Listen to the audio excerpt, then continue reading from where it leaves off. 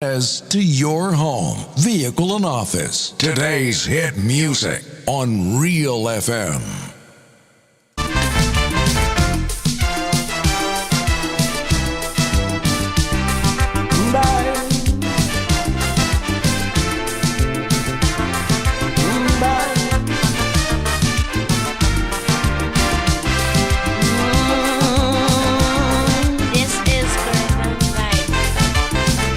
You asking me what is wrong with Trinidad?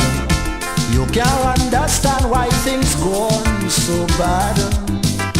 You find we so rich in human resources, and yet the country going to pieces. Well, let me tell you, my friend, where we went wrong. After Eric Williams' old car breakdown, we called in an AR, we ordered an next car and installed a new driver. With 33 passengers from the party, we gave him a maxi taxi, fitted with mag wheels, tape deck, computer, air conditioned 8-cylinder. With much new fittings, this maxi car arrived. Then it started to swerve and nosedive. It took a year for passengers to realize. They say the new driver cannot drive.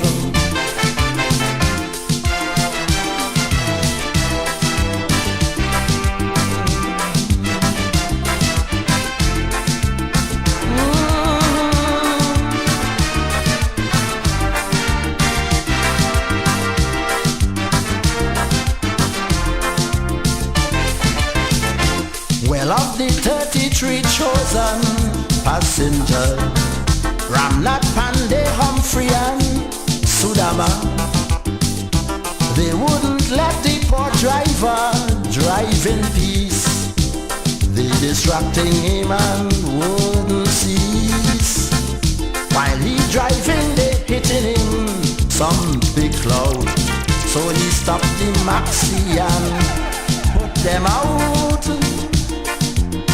And to discuss their fate, they went to drink us straight by a club called 88. The driver called his sweet mouth friend Flash Gordon to give him some driving lessons. Flash appointed himself as the conductor, pushing around them passengers. Meanwhile, the car running about helter-skelter. Pedestrians started to scatter. Ellis Clark had to jump and run. Welcome, folks. It's Sunday, another independent talk for you. Sunday, 16th April, independent talk. Yeah. Good afternoon, one. Good afternoon, all. Good afternoon, Kami. Yep. To give a special shout out to Kami. I hope she's good. And my friend who work at Calico, they say he doesn't shout them out. Okay. So I shouted them out. In the studios this afternoon, we have the Guru and KB and the Igwe.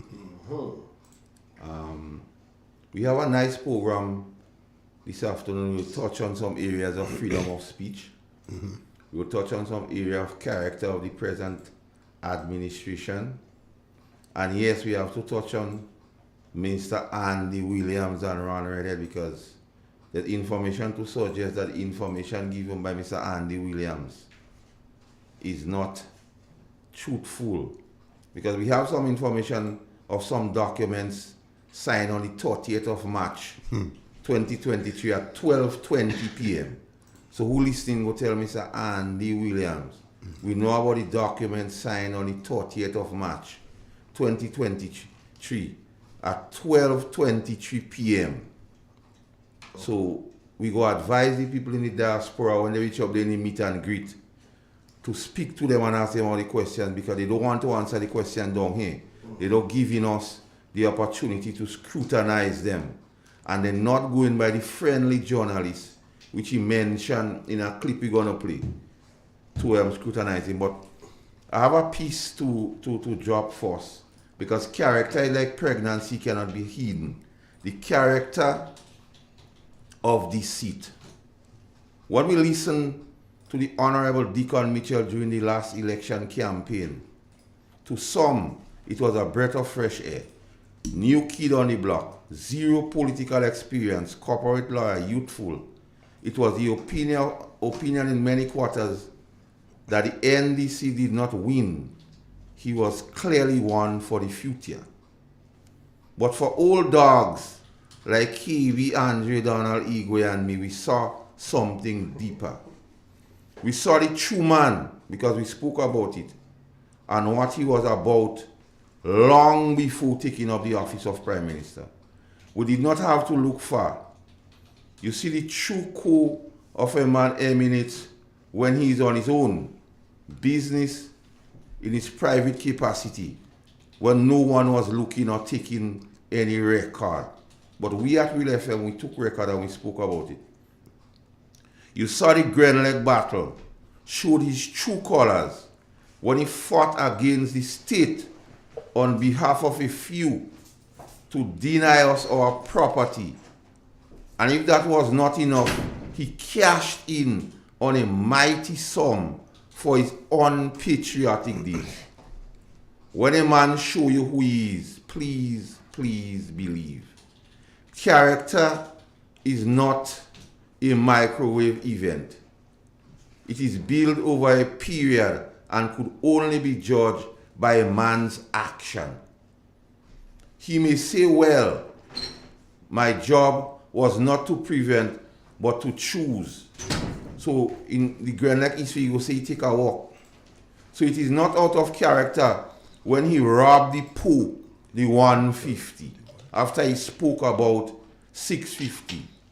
And with a reverse Robin Hood psychology, because Robin Hood was robbing to the rich to give the poor, but he robbing to the poor to give the rich. By removing the tax on the poor to benefit his big friends and tax amnesty.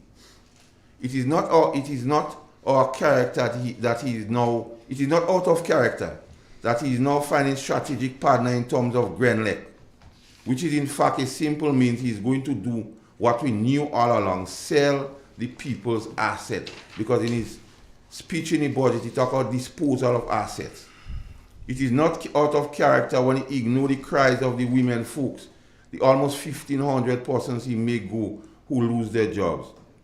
It is not out of character when he ignores the concern of the majority and passes the data hush-your-mouth bill without a care of consultation. It is not of character when he shuffled the Public Service Commission and deconized the RGPF.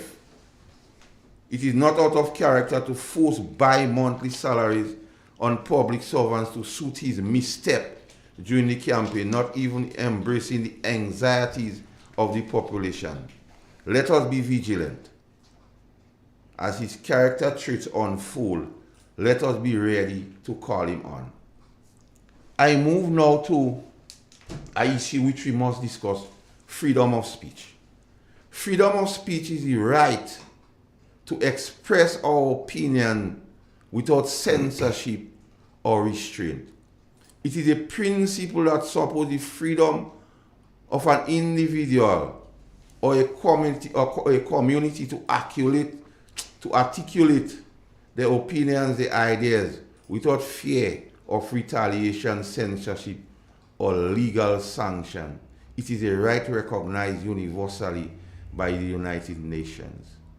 Freedom of expression includes any activity or seeking or imparting information or ideas regardless of the medium used. Now, there's a situation which we must highlight. Which we must highlight to the people. In Section 1 and Section 10 of the Constitution of this country, it protects the right of freedom of speech and freedom of expression. Mr. Kennedy Woodlal. Good afternoon, thank you. My good friend, Master Carly Gray. My real good comrade on the other side, Mr. Andrew Donald. I miss that combativeness we used to have on Sunday. But to here today, I welcome you. And I know our listeners, we're looking forward. We're having a real good session. Freedom of speech. Master Carl, it is so important. As a nation, as a people, we must learn to tolerate one another. Respect one another's views. And as we say on many occasions, we must learn from history. I was part of the revolutionary process where we tolerate absolutely no sense at all in the society. I remember we had the Torchlight newspaper, and just one article on the Torchlight newspaper during the revolution, headline, "Zombie in a PRA." Bernard could say, we had to close them down. They're attacking the PRA. Because we didn't want anybody to criticize us. We had to use any slight opportunity to close down the newspaper. We did that. We closed it down. Again, late Ben Jones was having a meeting in Grenville, and I was asked to mobilize our supporters and run Blaze out of town. We don't want no dissent at all, no opposition. I mobilize my forces, and we go and break up the meeting, and we run Blaze out of town. And Mr. Blaze said something to me that was important. He said, look, see that move? It will have serious political repercussion, and you all going to see it one day.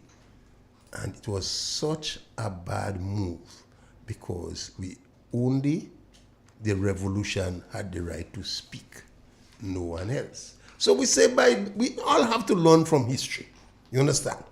And we know to develop any country, the NNP by itself cannot develop Grenada. The NDC by itself cannot develop Grenada. The people together must develop this country, and we must respect one another's views. Now, we on this radio station every day, every Sunday, Master Carl, regularly, giving information and speaking his mind. You understand? You may not agree with Master Carl's opinion, but he's entitled to his opinion. You also entitled to your opinion. But apparently, this radio station, a program, start affecting certain individuals in this country. Instead of countering what Master Carl was saying or what the people on this radio station are saying, you debate with them. You have right to disagree with them. They decide they cannot tolerate Real FM anymore. They can't tolerate this radio station anymore. So they was moved to see if they could close down the radio station and attack Mr. Andre Donald. Keep you sure on what you're saying. But I won't say something if they don't tell me that, you know. You So why understand? did you tell you, Keep? Hold on. Oh, Kennedy. Well, let me finish my No, question. you must never do that to me. You see what the No, I was here today because I had some work to do. I decided that I'll come and join you guys for a minute, and you throwing things at me But like that is that. a coincidence. I didn't invite you here. It's a coincidence. I just happened to meet you here. That is what my plan for the day. I don't want to be combative today. You know? No, when So the point is that Andre Donald, you wasn't invited. I meet you here as a coincidence. And you're coming, but that happened to be my topic for the day. So, You see, when they said to me, explain to me because we again. had a discussion, Yeah. you know, because I see there was attempt to squeeze that radio station financially, because we were discussing Nawasa, and they say, hey, the radio station that was doing more for Nawasa is Real FM. Real FM charge less than anybody else. Real FM charge a little $500. Other radio station charge $800 and $900. And Real FM was doing more for Nawasa than anybody else. But they get directive to cut Real FM off Nawasa. So he will lose the $500 as a means to stifle the radio station. That was saying, if you have to build a country, you have to build a country with everybody. Not by NDC alone, neither by NNP alone. Everybody. So why target Real FM? If Real FM was doing a fantastic job for Nawasa and they was charging less, are you target this radio station because it's a radio station up in the north, and as they say, it's a country radio station? Are you saying you target Real FM for that? Or even go as far as one of my friends in the NDC executive tell me, KB, we're going for Andre because this radio station making us feel real uncomfortable. As one man say, I can't even have a decent lunch on a Sunday because every time I have to wonder what they go say about me, what they go say about my party. So if it means we have to close it down, close it down. So you say, boy, watch, we call Vincent Roberts. And we ask Vincent Roberts, if Andre Daniel owe a cent, close him down. Make sure he find money and pay every cent. But I never discussed that. Even yesterday I met Andre and I don't even discuss that with Andre. You understand? But I say, hey, toleration must mean something to us. We have to be able to tolerate one another. And if we're saying something on Real FM, that is untrue. That is false. You understand? We have the court. You can get redress in the court. You understand? Take us to court. You understand? Get redress in the court. That's what democracy is all about. But to just target Real FM because you don't like what Master Carl is saying, you don't like what KB is saying, you don't like what Andre is saying, or because you don't like the radio station because you feel it's leaning towards the New National Party, and you decide to stifle dissent and to single out this radio station, to victimize or to close it down, that is not, you can call for national unity and development that way. And what is it wrong if this radio station is in the countryside? All other radio stations may owe tax, owe tax. But why you target this one? Why you want to stifle us? You understand? I say it was really unfortunate and something I really had to speak about. It's something that concerned me because I understand those mistakes we made in the revolution by closing down every newspaper, ban every political party, and we paid the price for it. I say by now, we need to move on and we learn by our mistake. In today's day and age, we're talking about information technology, we're talking about freedom of speech, you understand? And still trying to target individual or this radio station because you feel you don't like the tone or what they are saying might affect you, and for your own selfish narrow interest, you decide to close them. I don't know if they wrote $100 anything or they send him a warning letter, but what they tell me, they don't give him no warning. They just tell him, make sure you come and get him, like you come and pay everything now for now, or else they close it down. I said, well, you don't do that. You don't do that. So they can't eat lunch on Sunday? Well, as if they can't eat their lunch like their business, because the point is that we're here to talk about the people's business. If they take away 150 from the poor people, we go talk about it. You understand? If they're giving brick to only the rich in the society, we go talk about it. As Master Carl say, if you take in from the poor and give to the rich, we have to talk about it. If you're victimizing people, you go talk about it. If you're securing loans for your own big friends using government facilities, we go talk about it. Our role in this society is to point out the shortcomings of everybody, the mistake being made, because we have that moral responsibility in this society to make sure justice is served. And I feel this railway station was unfairly targeted. Because what bothered me, you hearing from people inside Nawasa saying, anytime they have a problem with Nawasa, they could always call on Real FM. I hearing that from them. They get it more from Real FM than any other radio station. For less money. For less money. $500 yesterday used to pay Andre. And they pay the rest at $1,800. When they say they're getting more from Andre.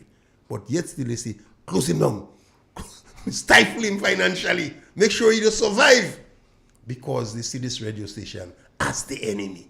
You don't do that. You have to tolerate dissent in the society. All right. The word toleration must mean something to us. So I don't know, Mr. Andrew Dell, if you want to respond with those allegations or what I say today. You're welcome. Well, they're not necessarily allegations per se. They're not allegations. They are true. I mean, but I was not going to say anything about Nawasa and whosoever else we lost in relation to business.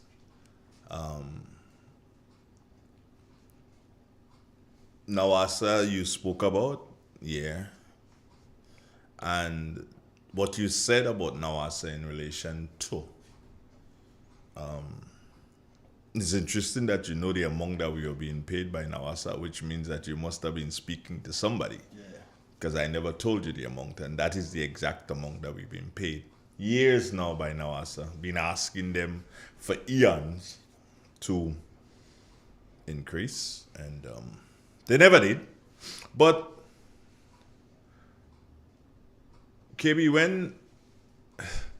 when the idea and when the idea came to the reality, the radio station was not something that was developed so that Andre Donald will turn a millionaire. Yes, I have to eat, and yes, I have to wear clothes, and I have to move about. That's correct.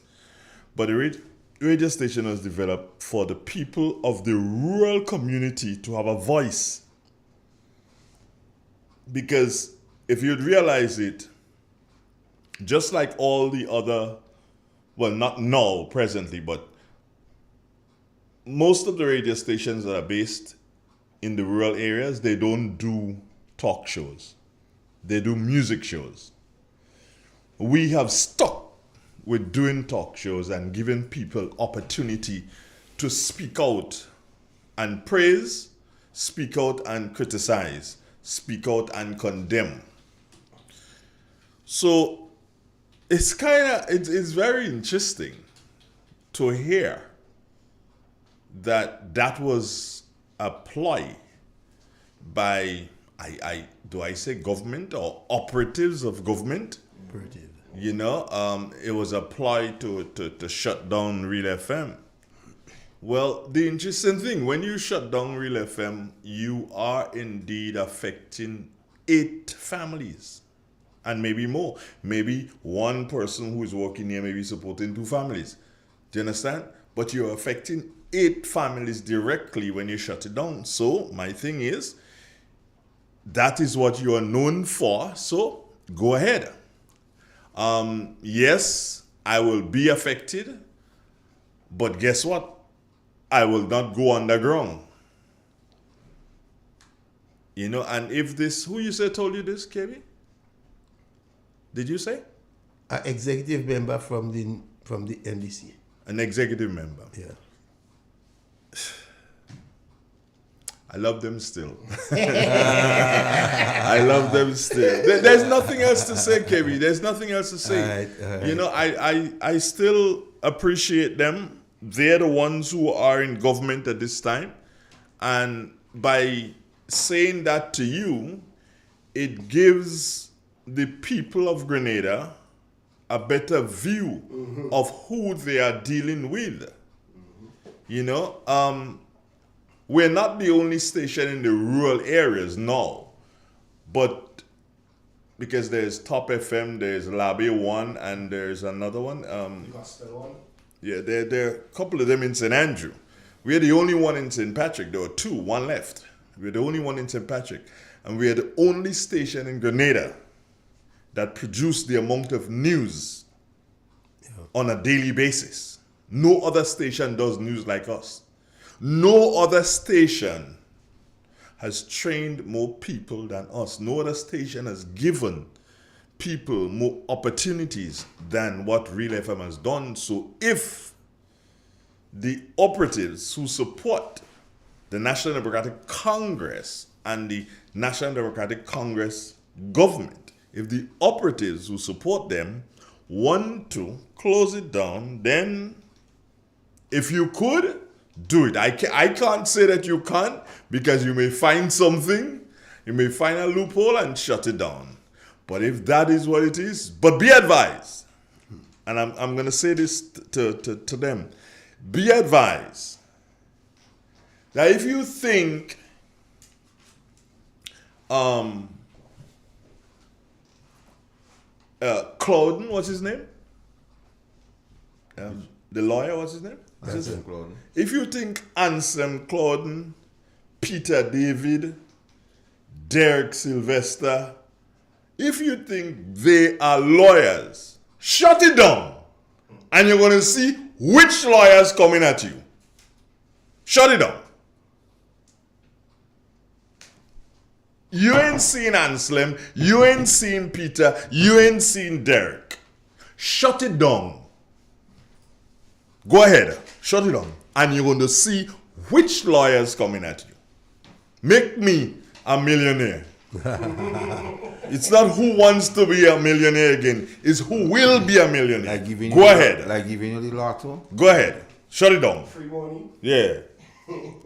Carl, go in Union Island now, you're getting your own yacht. No, but seriously, hey, if you guys want to shut it down, by all means. By all means, go ahead. So, KB, in the scheme of all things, Yeah, man. I have a question for your good friend, Ian Django Thomas. Yeah. I want you to ask Ian for me. Seeing that they're probing into the fact that Real FM, if Real FM is in arrears, we want to know about the radio station in Carrick, another station, if you don't have no other station in arrears. And if they go close them now. Well, come on, Carl. Between me and you, I wouldn't even ask those questions. I go ask it. Yes. But the reason why I wouldn't ask those questions because of what KB said. They are targeting this one. They don't care about the others. That's based on what KB just said. That is why I have to ask them. You don't need to ask them. To prove. Yes. To prove. That's why I have to ask that question. Yes. Because if it is about who owe, is it one radio station that owe? So if it's about O, because they will try to say about O, because I know how they don't speak it. If it's a policy, it's a policy. I don't giving them no lighter day. You know? No. When you know the character already, I don't shine in them. Yes. Yeah. If it's about O, If they could have stopped it, They do it already. they would have stopped it. Wow. You understand? So it's not about O. nah, they Because if it was about O, they'd stop it. But when they do so and they go and check, they realize, hold on, we can't stop it that way. the men and them say, Andre, we get away. You know, that's the narrative they're using. Well, you get away. that- So that means that ongoing something. Yes. You have to understand the nature of the thing. Yeah. The fact is, they'll try everything to get at Real FM. There was just one. Yeah. So they say, I'll get away. And they were so brazen to say, but we can't have rest on a Sunday. They make it specific. That they say on a Sunday they cannot eat their food in peace. And it was not said only by one. Even sitting ministers alluded to the fact that this station and the narrative and the content. Because what this station does, it challenges them, it brings new challenges to them. They are accustomed to persons just going on the airwaves and just rah-rahing so they could just come and say fake news and things. But when we come, listen how Real FM have them men and them ego. We speak about the particular thing with Minister Williams. Yeah. When Real FM boss the mark the Sunday with me and KB, they say propaganda. People say, nah, them men and them have too much facts up there. They say fake news. They say, nah, boy, how them man talking is date and time and thing. Then they say 600,000. Yes. So the narrative or the content of the station has exposed them. Yeah. When we came here and we speak out PAW 92, they say was a gift. They say that lie. They say propaganda. But when we expose that we know about the meeting in the night with the mechanic in St. Andrews, when we know about the copy of the check, when we know about payment on the Monday of 10 grand, when we know about attempted payment on the Tuesday of 8 grand in the night which was not received, when we know about the driver accompanied you on the Wednesday and pay 8 grand, and the Hefe in Carrick who was with you on the Monday, the station brings information that they cannot refute. And the leader of the country, the one who holds the office of the Prime Minister Gates, he knows there's something in law called irrebuttable presumption. So they know they cannot rebut what Real FM saying. So they can't fight Real FM otherwise than use underhand maneuvers Close it down. to try to close it down. Because watch this, Igwe. We start here. I was not the founder of Independent Talk. Look at the two gentlemen. Yeah. Andre Donald and KB. I used to listen it just like everybody. Then it happens, Andre had to move. He asked me to fill in and we come thing. And what has happened? They expected that it would have fizzled out. But they realized it gained traction because listen, and I'm going back right there to say that thing. They start attacking the radio station and saying the bush, and it's only 50 people. But Igwe, on a Sunday, you're having 600 and 700 live people. More than that. That only on how you call it? On YouTube. On YouTube. We don't talk about the main thing, which is radio and other mediums, so they know. And watch. This radio station here has explained the situation of what is going on to the country, to the people. The Honorable Prime Minister went in a rally / town hall meeting in the Trade Center, and he blast Faith and he blast CJs. All of us here at Real FM, we explain to the people all the figures he was quoting. We break it down to the smallest atom. We went deep sea diving. Dire narrative he cannot push. We challenge them on the cabinet conclusion. They make a weak attempt to come with some kind of, I don't know. Well, I don't know.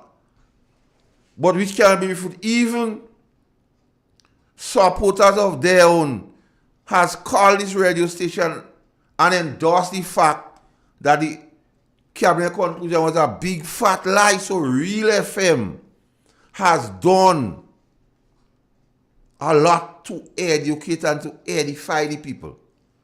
Because they meet in KB. And they're telling KB, I don't know why you're a massacre on the program, talking. I don't like massacre.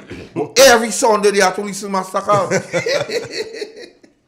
And I challenge them on any Saturday gate. Yeah. Come down, says Real FM, and disprove what is said on the radio, what I am saying on the radio, what Andre, KB, Pierre. So, they have to try something. And that is one of the areas they hope to try to entrap Real FM. So that is why, when we come here, we have to be vigilant, KB. Yeah. We have to be vigilant. Come with facts. And to let the people understand what is going on. And that borders on freedom of speech, KB. Yeah. Because that's the same set of people during the campaign what accused the past administration of not allowing scrutiny, freedom of speech.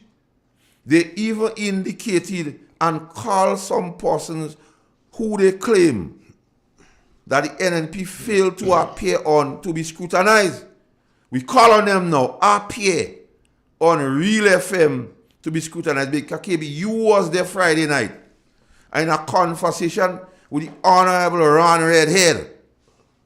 I indicated to him, you promised to call me and Andre Donald on Real FM. We await you call. Call the station and be scrutinized. Defend yourself. So when we speak of those things, we don't come here and just try to attack people's character. We deal with the issues. And if you fall in line with the issues, you get it fire. Yeah. We don't just come here and call people name just so. So they have to try, and listen, they cannot defend it. They cannot defend it, so they try to go this route of try to silence the station. But we knew all that because there were certain disciples among them what were advocating this very same thing a long time ago. Yeah. So when they come to KB now and telling KB, baby, really try a shot and we don't get you, you have to see how deep and nasty and vulgar this present administration is. And they don't want the truth be known. They rather melee. But we here don't deal with melee. We deal with content. And with everything we say here, we challenge them. And I challenge them again today. With Andy. I challenge them again today with the fact that they try to think the radio station. Doubt that executive member would have called Vincent Roberts Yes. and asked him to look into it, to try to close it. I want them to do that. I challenge them. May I just say this? And we speak all around and everything, but there's something that needs, KB, it needs you to do so, yourself and Carl to do so now, and focus. It was not by accident that the government of the day went to Parliament to pass the Data Protection Bill. It was not by accident. And while you, KB, would have heard from your friend on the executive, imagine there are a lot of friends who have friends. So I say this right now. Is it possible, KB, that I may have had a friend who would have told me the Data Protection Bill is part of the way of dealing with you? Meaning Real FM? Is it possible that I may have had a friend who told me that? And I decided I was not going to speak to that? And is the government prepared to deny that I have a friend who may have told me that? I'm not saying, but are they willing to deny that? At the end of the day, again, KB, I say, I love them. Because this station is about nation building. This station is about building and developing people, especially people in the rural areas. What happened now, we had too much fans in Tong. So they ain't like that. I get it. That is what it is. The wings spread out. Yeah, they had too much fans in Tong. They ain't like that. Well, you said he was in Tong long. He's a man that grew up in Tongue. Yeah, he said he was in He's a Tong Tongue long. man. So? But I good. I good. But what gets me, and I told KB that, I don't understand how a little entity as it does call it the one in the bush. Because I could remember all the updates to refer to here as the station in the bush. Yeah. Well, I used to see they making noise up there. Contrary. I don't understand how the noise gets into them men and them to the reason that they have to make. And if we are to listen to what Andre just said about the horseshoe mouth bill. If the horseshoe mouth bill was one of the genus or germane of the bill is even not Real FM, and then Carl Cater not be a part of Real FM, and they say this guy don't know nothing grammar and this guy not friend. I don't know how they letting this thing upset them keep until the men saying on a Sunday they can't eat their food. Well, don't listen. You're lying. You see right now, ready up. Man telling you they can't sit down and have a meal because massacre beating up on them on a Sunday. Yeah. And when we went in the Saraka Friday, Andre, you see people calling people to come and show them KB and Massacre. Die them in and them. So I don't know. Well, I didn't look it for that kind of thing. But anyways, Good reason. it is what it is. Good reason that I didn't go. It is what it is. Good reason that I didn't go. I think the information, the content, So Ron, you promised to call today the depth. He promised. and be a man of your word. Ron, Yeah. call us. Yeah. You tell me you go call. You can say you're Andre tight. The man say you are entitled. That could be my post in the So the guys even in call the me. executive that telling me things. That could be That could be your link. that could be my link. I don't know. You guys are ready for the phones yet? Yeah, man. You're ready for the Are first. you ready for the phones? Yeah, KB? man. Today's the People's Program. Yeah, right. 4420175. We are the first Numbers to call. one. Good afternoon. Hello. Hello. Good afternoon, gentlemen. Good afternoon. Angie, my boy. Kennedy, my boy. Carl, my boy. Good afternoon. Hope all your family is all right. Turn down the Mr. volume of the Paul. radio in the background, my brother. Yeah. Talk to us. Massacre, you was using a word a few times now called restorative justice. Yes. And I didn't really understand it very well. Okay, but So you get I it now. went to Google, and Google give me an answer here, and I want you to break it up for us so we could understand it better, because you guys are more educated than I What am. it is? Restorative justice. I want to give you what Google give me. A system of criminal justice which focuses on the rehabilitation of offenders through reconciliation with victims and the community at large. That is what Google tells me is restorative justice. Yeah. So I'm trying to figure out now. I've seen some words here like criminal justice, rehabilitation of offenders, and reconciliation, and this kind of stuff. Like. And the way the government is doing that, I can see reconciliation in the corner here. Because what they're trying to do is to divide, and they're making enemies. And Mr. Andre, I personally was sure that bill was attacking real FM. I didn't say anything because I said me want to say nothing and get myself in trouble. But I sure that bill was attacking real FM because I know real FM is joking a lot of people in the back every week and giving us the information that we will never get anywhere else in this country. So, Mr. Massacre, I want you to break up the restorative justice so the Green people will understand what restorative justice is all about. Two things. Thank you very much. Two things, scholar. First, restorative justice derived from the word to restore. And to restore means you have to give back something you feel they didn't have. Now the Prime Minister in his own deliberation, and that's why I keep playing certain clips. Not because I like the clips, but I want people to hear.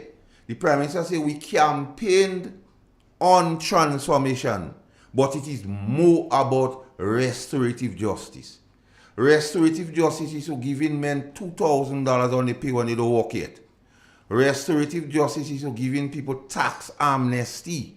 Restorative justice is to giving 201 of your friends work in the Ministry of MIT and so on.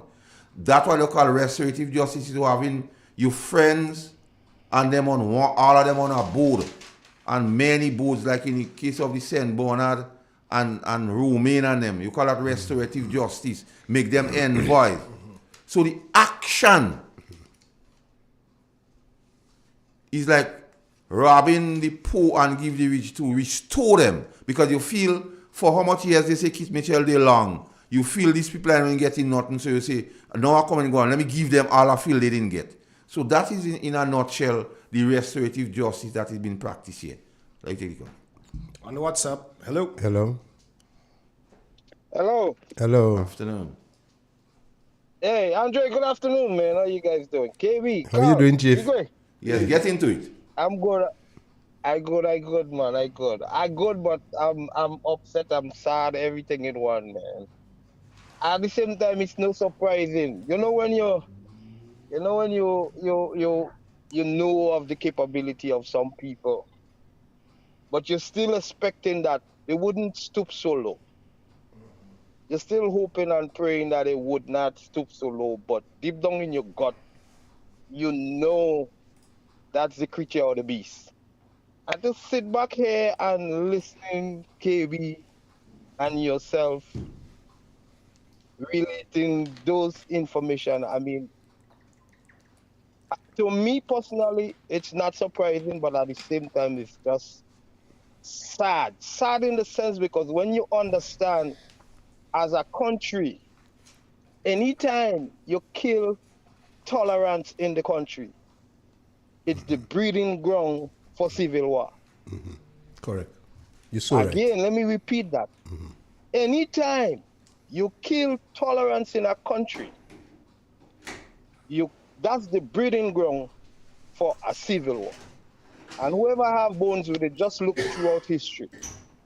Just look throughout history, you're gonna see it. Everywhere that leaders of whatever country and from whatever age group you want to take it, have tried to kill tolerance.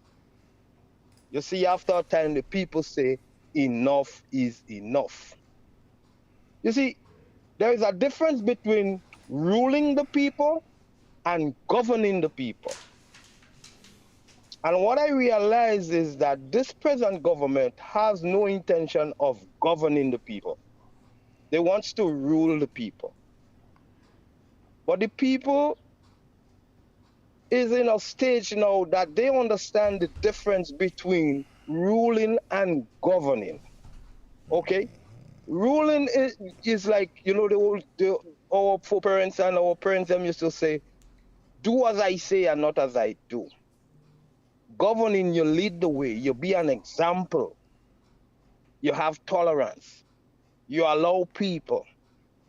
I said earlier on that, you know, it's not surprising to me because when you have youths in charge, and for those of us who've been young at a point in time, we know how ignorant we was. We stopped to think after the fact, after we do all the damage. Sometimes we still don't even think about it. We go ahead and do it again. And I always said, you know, youthful arrogance amassed to ignorance. You know, so when these people have no point of governing the people, they want to rule the people, so they have no patience for tolerating who is speaking the truth.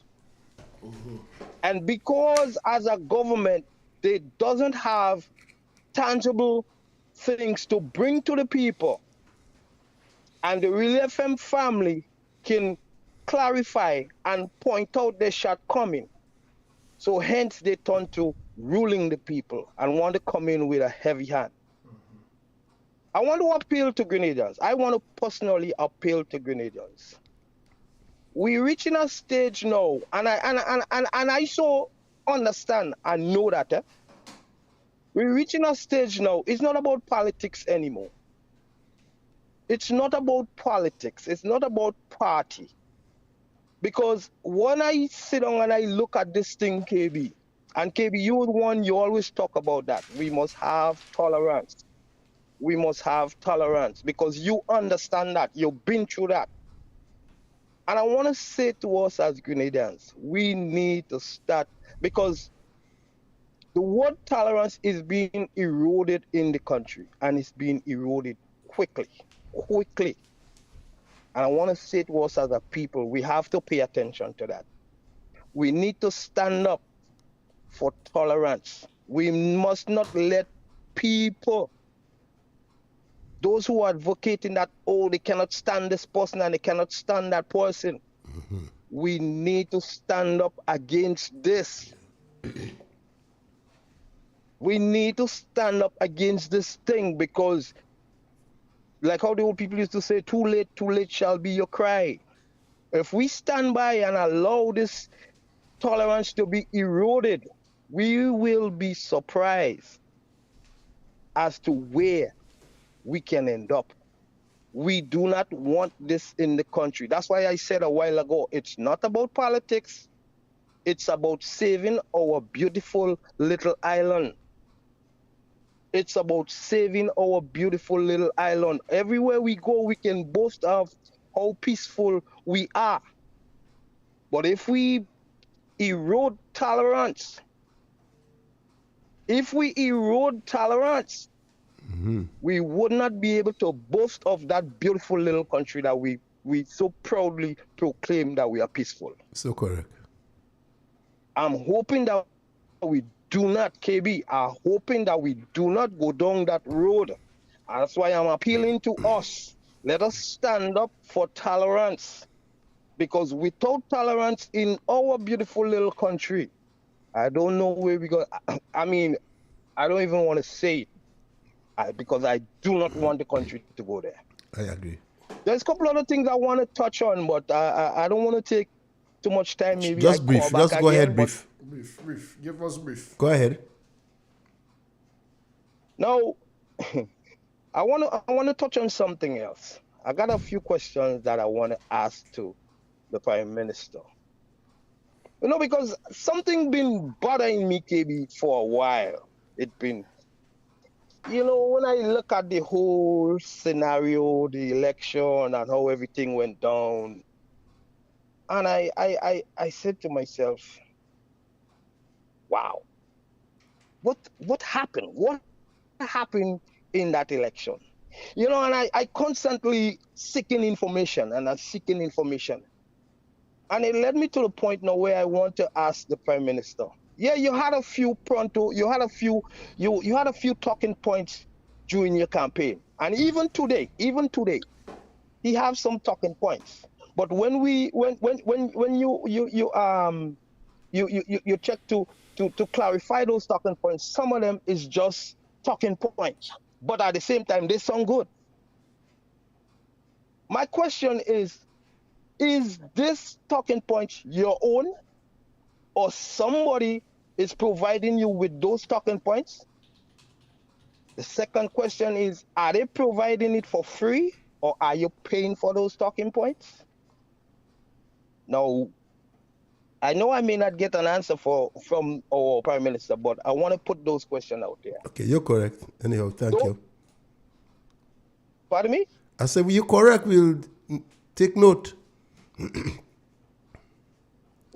So I want to know, is those talking points his own, or is it somebody is providing those talking points?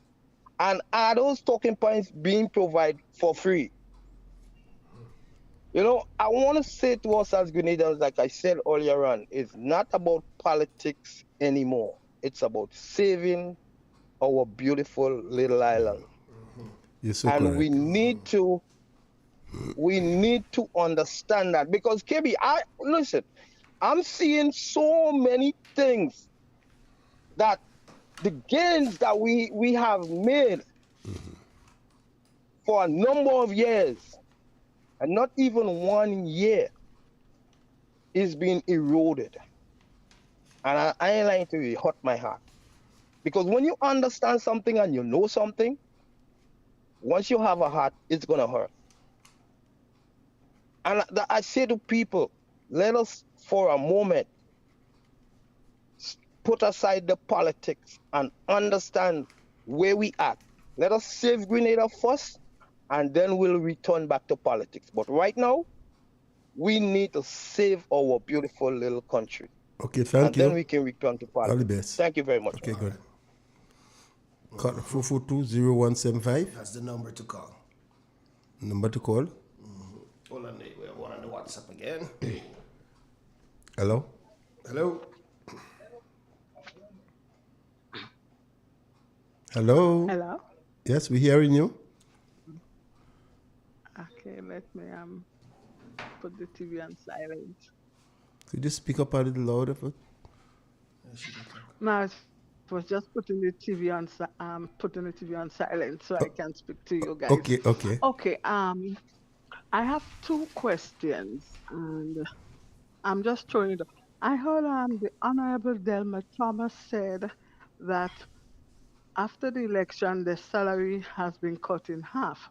What I want to know is, did Dr. Mitchell cut her salary, or is it that's the salary they were supposed to get?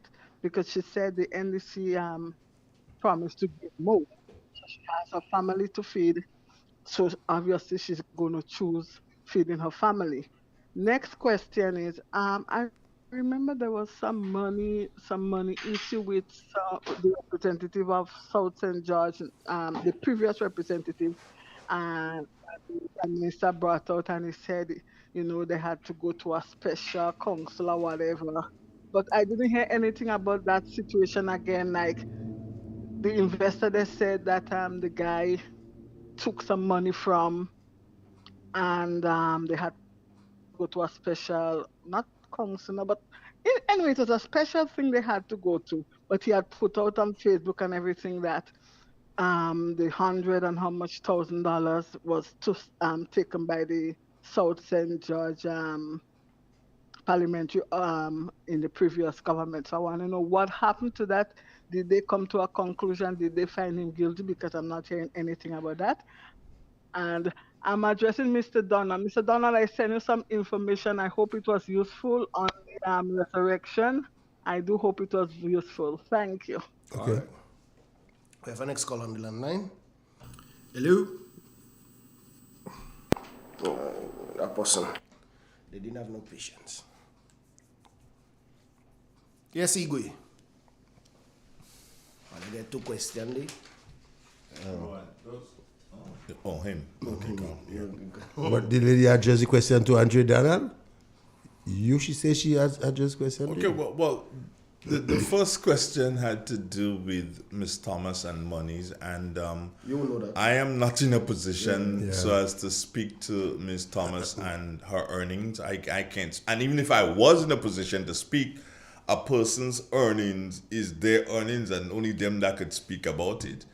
And then the other issue in relation, it sounds like if it is in relation to the money and the Polish man, that seems to have died a natural death. Yeah. It is up to the government to do so, or the individual who spoke to it, who is the Prime Minister and political leader of NDC. It's up to him to do so and bring it forward. Yeah, we are still waiting on cabinet conclusion. Yeah, we're still waiting on that though. To bring it to a closure. This one, the one with Miss Thomas, I don't think the caller really understand, what was said, No salary was cut in half.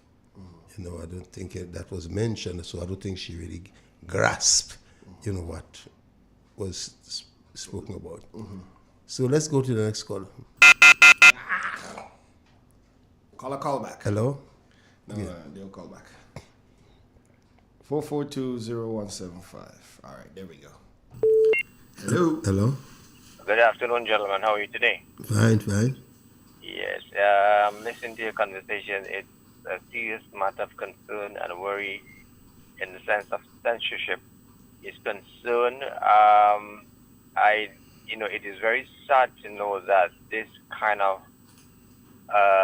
way of life still do exist at this time, of our life, because the world is far ahead of time then, and time now is completely different. The future, the children. If you look at the kids, when you see this and they hear this kind of stuff, it is not good. Are you going to be doing this, and the kids are part of this community? They're going to listen to this kind of stuff, and do you think they're going to remain in Grenada after this thing? I don't think so, sir. It's weird. It's very weird, and I think they should give it a second thought of everything from going onwards in how they're going forward with the bill and everything as well, because there is 100,000 people living here, and it's serious stuff, and they need to pay a serious consideration for that. And next thing for Ms. Delma Thomas, I think even Ms. Delma, you look at it from, you have to look at things from different angle. Is she doing this, or there is somebody behind this? Yeah, it's a matter of, question and need to be asked what it is all about, and who is behind this, and why, if it's someone, do someone have an agenda? What they're trying to do? Are they diversifying or trying to, move the mind of the people from the current scenario, what is on the ground? So it could fall on the deaf ears. Whatever happens, and then the Delma Thomas issue become the main talk, and everything what goes on life fall on the deaf ears. It's matter of concern, It's matter of concern, and I think Ms. Delma should think twice. For me, if I was her, whatever transpire, they should sit down and trash it out with whoever is concerned. Yeah, she have achieved a lot. She did a lot for the country in whatever manner she have represented Grenada. We have to respect it. Maybe she has a lot to offer. Yeah, but please, if somebody is, ma'am, if you're listening to me, if somebody is behind you and making you do this thing, please, for God's sake, don't fall for this, please. Yeah, yeah. All right. Let's move on with life and let's get this country back up and running in a respectful manner where the young kids could learn and make this even a better place better place than what it is today. Have a good day, man. Okay, thank you. 4420175. That's the number. KB, there's an interesting development to unfold. On Tuesday of this week, the Law House, the House of Representatives, should meet, and one of the bills on the agenda is to allow statutory bodies and state-owned enterprise to invest in the regional and international government securities on the regional and international markets. That's entities like NIS and Grenlec and so on. Now, my concern about this whole thing, we know how volatile financial markets are. Yeah. And imagine like NIS going to invest and the markets crash with everybody investment. And I think those bills and them, they are reckless. I wonder if you have any thought in just bringing the bills on them, because you find these bills on them is more about how you feel you could make monies. Awesome. And not necessarily protecting the investment. Imagine, because we had that same thing with Clico and Bitcoin. It's the same kind of thing what happened, But we see the government pushing. Then all they talk about the tax amnesty. Only to recognize one of the bills is that the tax amnesty enforcement, that bill would be in the lower house to amend the Tax Administration Act so that the tax amnesty will be retroactively becomes legal. So all that whole talk about giving amnesty and that was not legal. They're now going to make it retroactive from January 1st. And that is the... So they was breaking the law? Yes, and that is the character of this administration. That is why when we come on Real FM, we must speak about those issues. Because that is unsuspecting on the public. Because the public don't know that on them. No. Is it true that they're also the data protection bill was sent back yes, to with some amendments. And then they have to do some amendments? Yes. A lot. Well. So that is why they don't want people to know that. So they wouldn't want Real FM around. Because as Andre said, in terms of news, in terms of information, in terms of content, Real FM is unmatched. They rather melee, jump and wine, jam Dorothy, but we're not ready to do that yet. Let's take the call. Hello, 4420175. All right, people, when you call, just hold on for a bit, okay? And then I'll come to the phone line. Can't just cut the talk and then make you 442? Hold on for a bit. Another bit of information again. In terms of the department who was dealing with planning, department who does job plans and things. They don't draw plans, Carl. I mean, they pass them the approved plan. Yeah. I would want them to draw one for me. You remember what the intention is to make them into a statutory body, and some of the fees suggested is very exorbitant. Some of the fees moving from $50 to $500, from $100 to $1,100, and that has to be passed on to the person when the just person draw the plan. All the fees. So everything this administration is doing, you wonder if they have the small man at heart, and that is why we're here to give. Let me take the call. Hello. Good afternoon, gentlemen. Good afternoon. Yes, very good, interesting topic. I want to say, I am saying that my great grandmother came as a child through Irving Bay, right in Sotesde. Yeah, when a boat coming from Calcutta, India, when her mom, two other sisters, they went straight to Montrose, St. Patrick to live. And I'm her great granddaughter. And I grew up in that community in St. Patrick, yes? And been told about the colonialism, slavery, and read the book from Eric Williams, former Prime Minister from Trinidad. And we look at the situation that had existed in the country and in St. Patrick, because you know that St. Patrick, like governed by large estates, many of them were slave owners. And we know the history and we know where we came from, and I know where we came from. And with the advent of Sir Eric Matthew Gary, who had walked and seen crushing colonialism and bringing benefits, as one of the callers talked about the gains that came through in the education, different schools.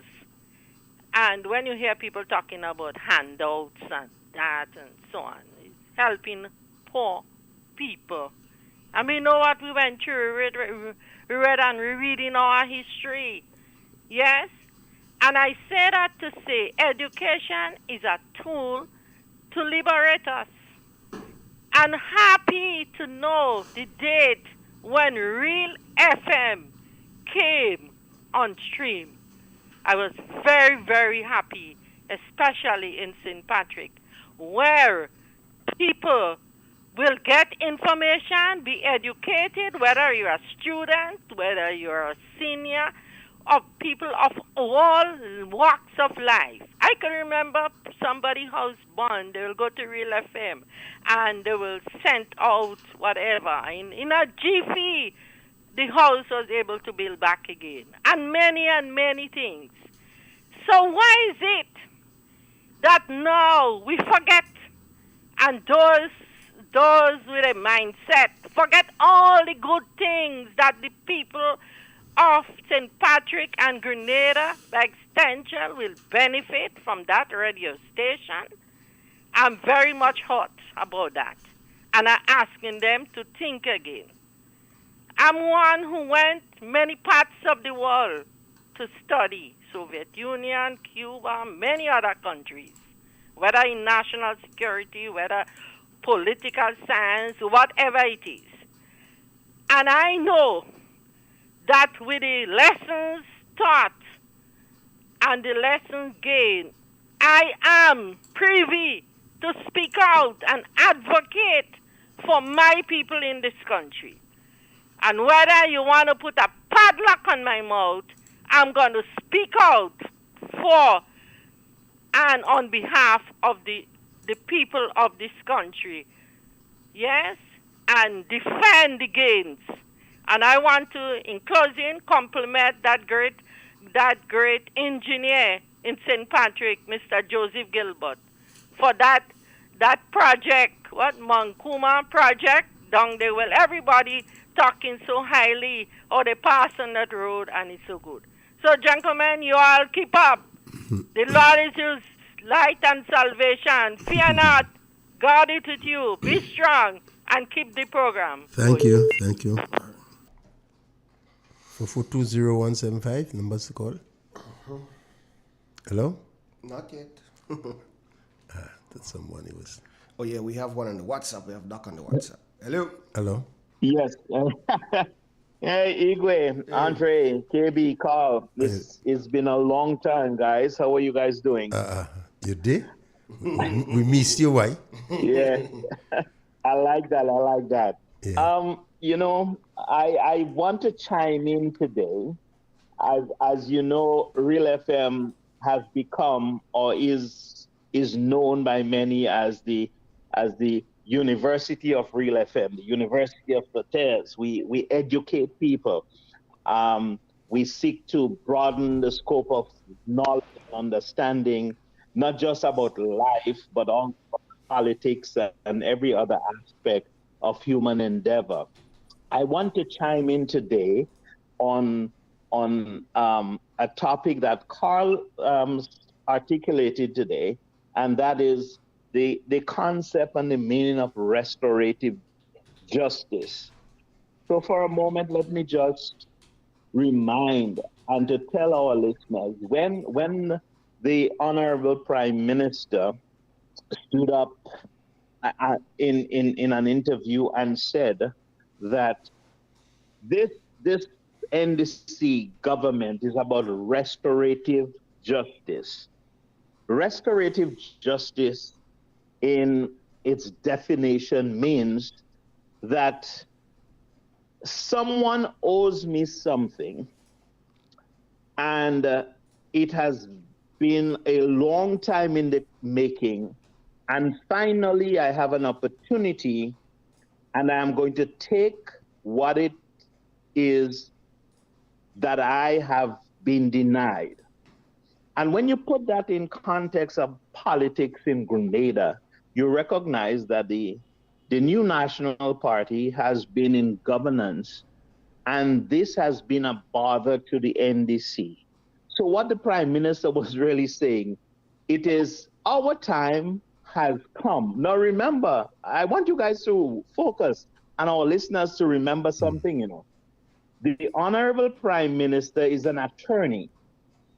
So he is well versed, he is well educated, he understands the language. So he is using the rightful language that he considers to be rightfully what he wants. And so restorative justice for him and for NDC means every opportunity that the members of the NDC party or his parliamentarians did not have in the past, he is going to give them now because it is their time.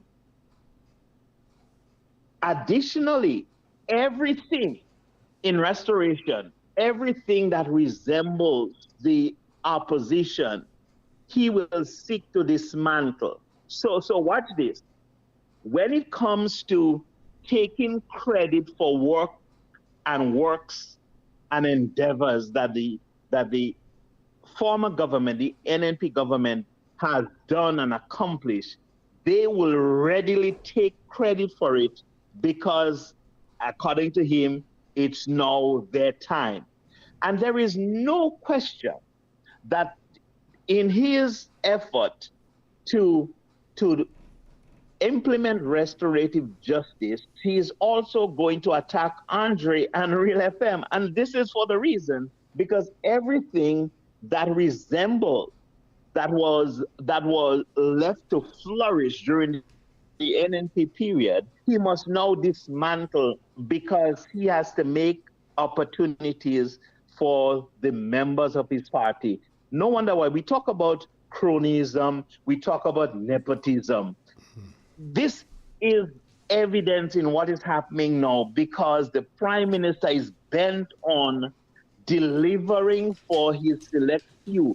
So all the opportunities to be on boards, the envoys and the embassies and attaches, and even in the media, his goal right now is to set up members of the NDC in a position so that they can feel vindicated and justified because this is what he's about. The Prime Minister is not about Grenada. He's about making good on promises to establish NDC, their faithful followers, and select few. That's to him is what restorative justice is. That's my take this morning. All right, take care. Thank you. All the best. 442-0175, number to call. Hello? Wilma. Hello, Wilma. How you doing? Let me say good afternoon to Joel as well. Good afternoon. Hello? Hello? Wow. Okay. Hello? Hello? Hello? Come on. What are Number coming to? What are you? 442-0175, numbers to call. You're playing with the line Call now. and ventilate. Let me see. Hello? Is that Joker? What happened? They calling? You don't have to get upset. They calling and they don't say nothing. That's okay. That's okay, man. That's because they probably want to get you upset. Good afternoon, calming. So you just don't get upset. Call again. That's what you do. 4420175. There is somebody on the line now. Good afternoon. How are you? Hello? Hi. Good afternoon. Okay, no problem. Have a good one. Take care of yourself. God bless you. All right, we have one on the WhatsApp. Hello? Hello. Yes, we get you. Hello, Mr. Carl, KB, Igwe, and the General and the Donald. KB. Hello.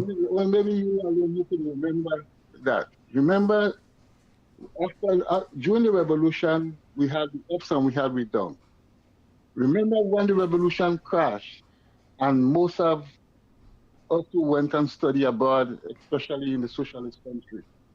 And when we get back home, could you remember it took us 4.5 years before these guys and them could get a job? Yes, especially doctors. Yeah, yes, remember that. Yeah. Especially the doctors and lawyers or whatever you want to say.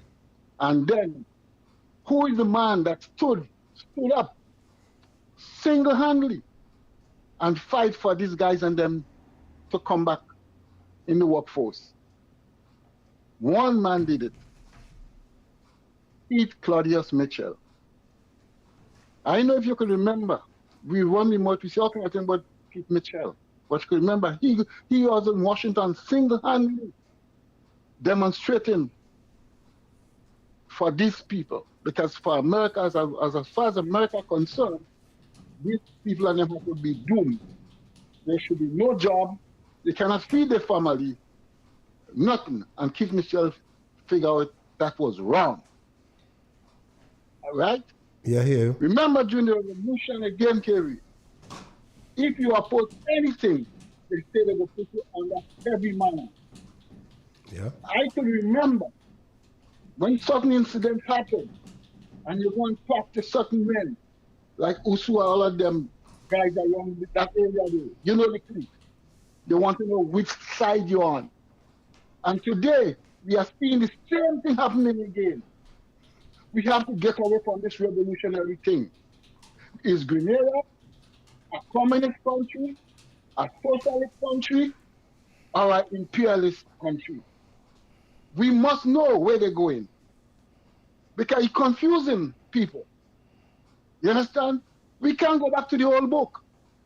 The old book failed us. And it failed us because we was too young, that we didn't have respect for the authorities, whoever was over us. You understand? We sent for Abdullah in Saretu to come and manage Morris Bishop in Grenada. You understand? A lot of people doesn't know that. A lot of people didn't know that.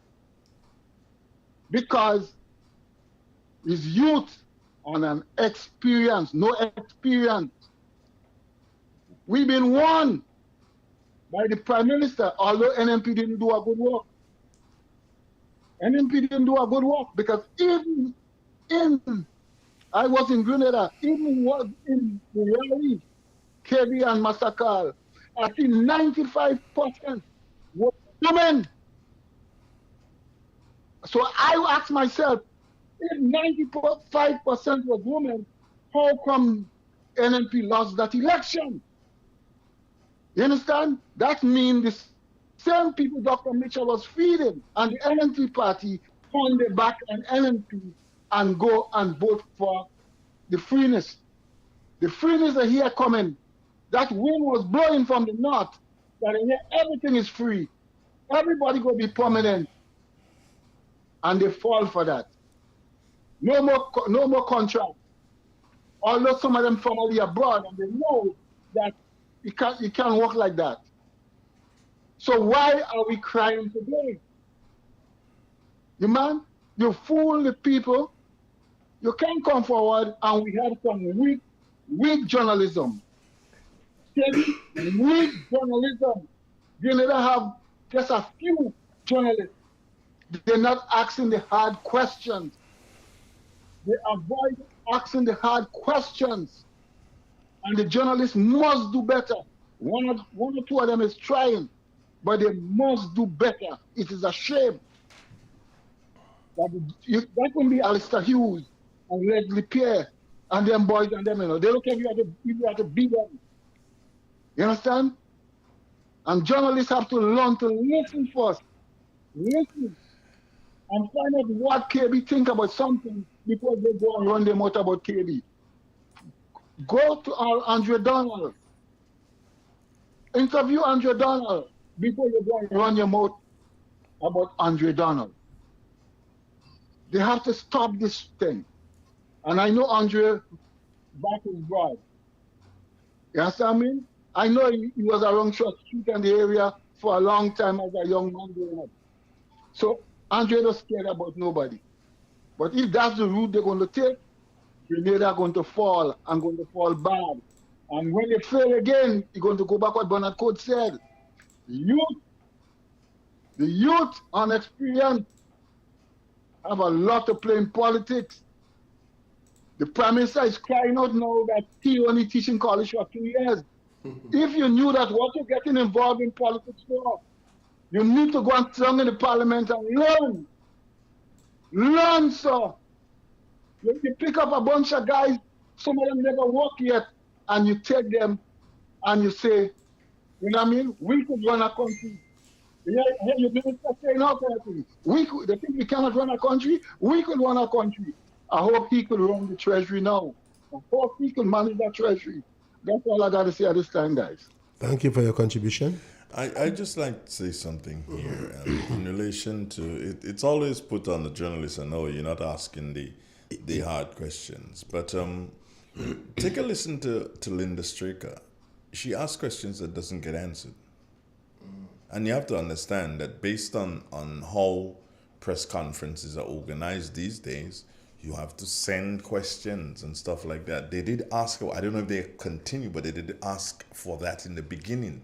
So how are you going to ask, quote unquote, hard questions? You can't. And then I always ask, what are the hard questions?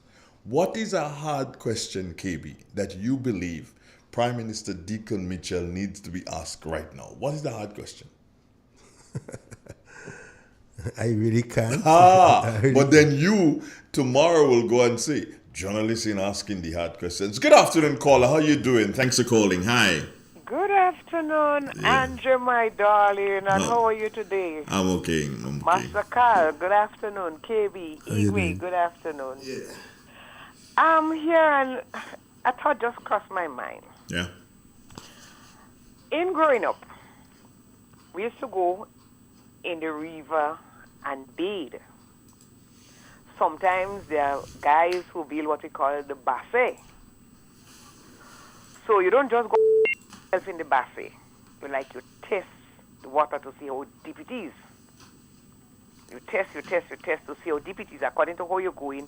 If you manage the depth, you go in. If you cannot, you stay on the side. Yeah. And the thought that just come to mind. Whoever would have given that message information, it's to Real FM. I think that person is testing the waters of Real FM listeners. I'm saying it. I'm saying it loud. I'm saying it clear. I'm saying it with no apology. This person is testing the waters of Real FM listeners. And by extension, NMP supporters. Because whoever it is knows very well that topic of discussion on independent talk. They know that.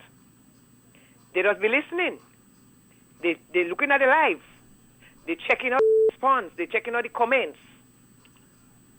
So, they throw the sprat, hoping, all right, we're going to catch Real FM wheel.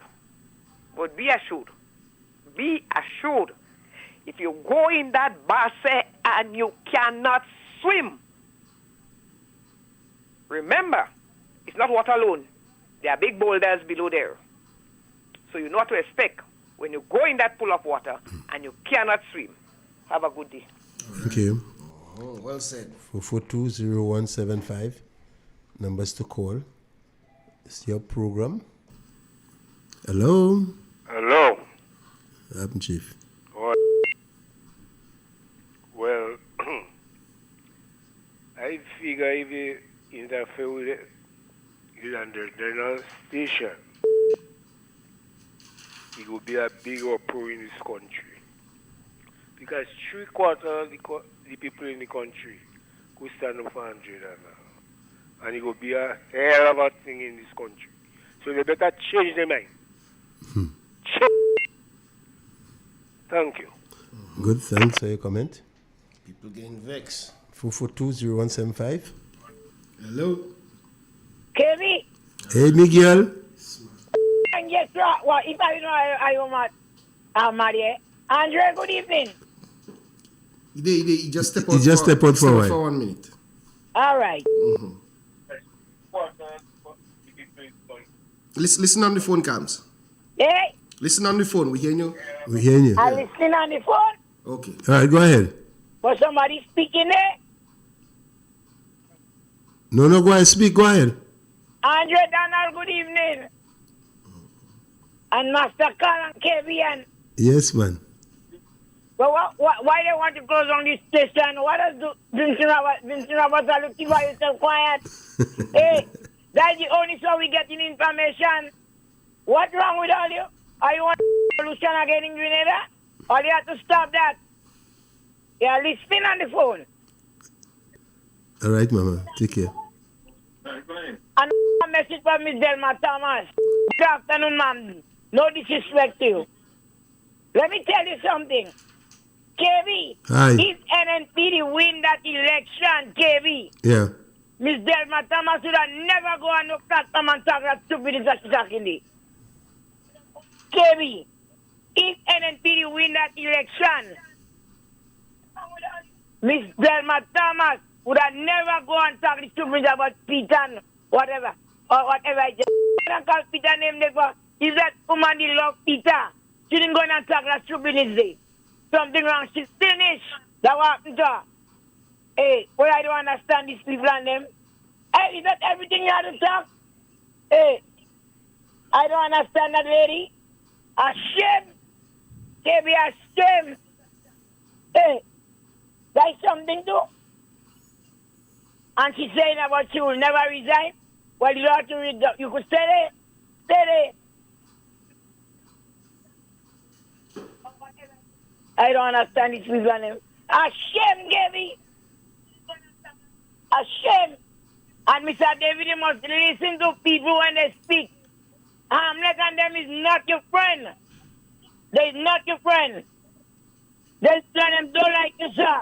Grenadian people love you, and when they have the convention and they want to vote for you, they go vote for you. Don't take the back from these people and them. They don't like you.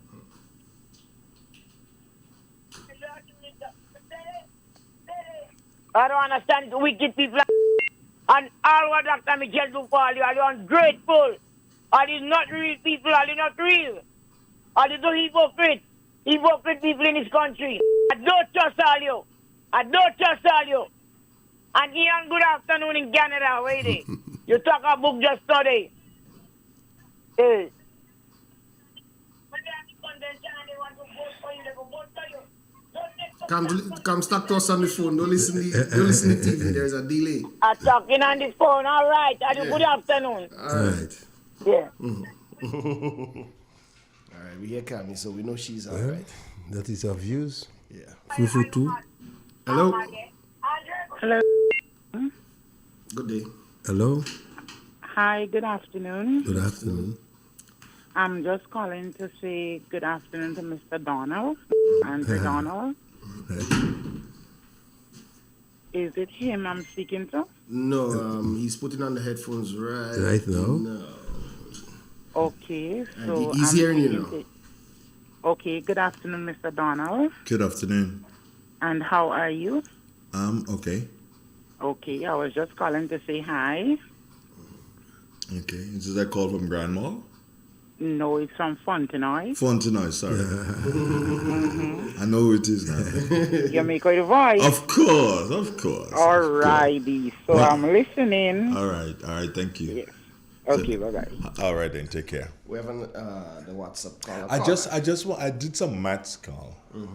Carl, I did some maths and I'm wondering if this is not what it should be. We are saying that $150 was taken away from the seed program, the people with the seed program, right? But didn't the Prime Minister say that they were supposed to get, they should have been getting $600? Yeah. So if he took out 150 and they were at 150 less than the 600, so that means in essence he took away $300. Okay. Is that correct? Yeah, but that's maths. You did the maths, but the reality of it, he says, if the government they love you so much, they'll have give you 650. Yeah. It was not at 650, but he loved the people so much he take out 150. That's the character of the man, because he well known. Because by reason of he quoting the World Bank report that's saying, and he don't just willingly say, he give you reasons. The World Bank report say poverty is that and poor, and it should be 650. But it was not. Was this 650 or 600 it should be? He said between 650. 650, okay, fine, yeah. But when he came to government, he started refused to take it out and making reasons of excuse. Okay. And the excuse, Yeah, I think we do. You do. Yeah. Hello. Hello. Good afternoon. Good afternoon. And good afternoon to all the gentlemen there. You must teach people how to hold on, Clifford. Well, Was that? I was holding on. Yes, I say you must teach people how to hold on. They don't know how, but Clifford mastered that already. So asking you to teach them. Mr. Dr. Panchu just said something there, and it's the total truth. I don't know if we sit down and think of it seriously. The Prime Minister is making sure that he dismantles everything that the NMP would have thought of doing, would have done, or would have smelled like NMP. And he is succeeding to some extent, you know. The Prime Minister decided that he don't want to hear anything about what NMP did 10 years ago, 1 year ago, 2 years ago. So his agenda will be pushed right through there. And if we don't understand that and we don't see that, sorry, but that is the way that the Prime Minister is coming out.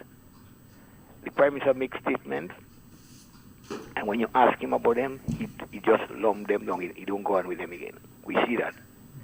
The cabinet conclusion, the marketing board, and we could go on and on to the statement that he made, the one you just talked there the morning, and he is not. You can't ask him about it in any meeting again. No meeting again. You don't ask him. The agenda for the parliament, that he tell you what they're going to discuss, and when you reach to the parliament, the speaker takes a vote if anything else, and they're going to deal with just the matters that they have on their agenda, nothing more. So even though you go and you have time and you want to ask a question, you almost can't ask the question, or you will get little or no answer. So it's a whole orchestrated thing that is going on there now, and we have to be careful. It's going to go on for a long time, as long as they're there. Secondly, I listened to the Prime Minister, to the political leader, and the press conference he had. And I thought I was impressed to a lot of extent that the political leader did very well. 1 out of 10, 1 out of 10 years, I'll give him 8. What stands out? What stood out for you? A lot of things stood out. Yeah. Some of it that stood out is that when he said that his love for people, and he can tell the world, or he liked the world to know what he did for people. Okay. Right? That was standing out. And that he admit that he have made his mistakes along the way. Okay. That's a good prime minister to accept that at this stage. Remember, And not prime minister, he's political leader. Political leader. And he came out Opposition. in a jubilant way. I found he was, relaxed, like he wasn't under no stress. But there is something that he said that I'm not in total okay with. And that is, he said that there is no written in the party, everything is working well and whatnot. And it's some people that have their own personal agenda and whatnot. But I believe that there is something to be fixed in NMP now, and if we don't fix it now, it might get too late to be fixed. Did the Prime Minister say there was nothing to be fixed? He said there's no No. I say I believe okay. that there is something to be fixed okay. in NMP now. Okay. And if it is not being fixed now, in terms of Miss Delma Thomas, Miss Delma, very good friend of mine, very good friend. She made a statement there. And I don't think she should have made that statement. She said that she did send an excuse to the parliament when she didn't attend last parliament. She sent an excuse to the speaker, and she gave Kate Lewis an excuse. That's one, and she says secondly that the reason why she didn't come is because she was selling her van. That's a no-no. Again, and I will tell her that when we see. You can't tell me you stay away from the parliament because you're selling your van. And you can't tell me that you give an excuse to Miss Caitlin for you, or you call the speaker and the phone. Miss Delma's experience in Parliament must tell her that she has to do better than that. That's a no-no. That's a low blow. But she also said that she is not resigning.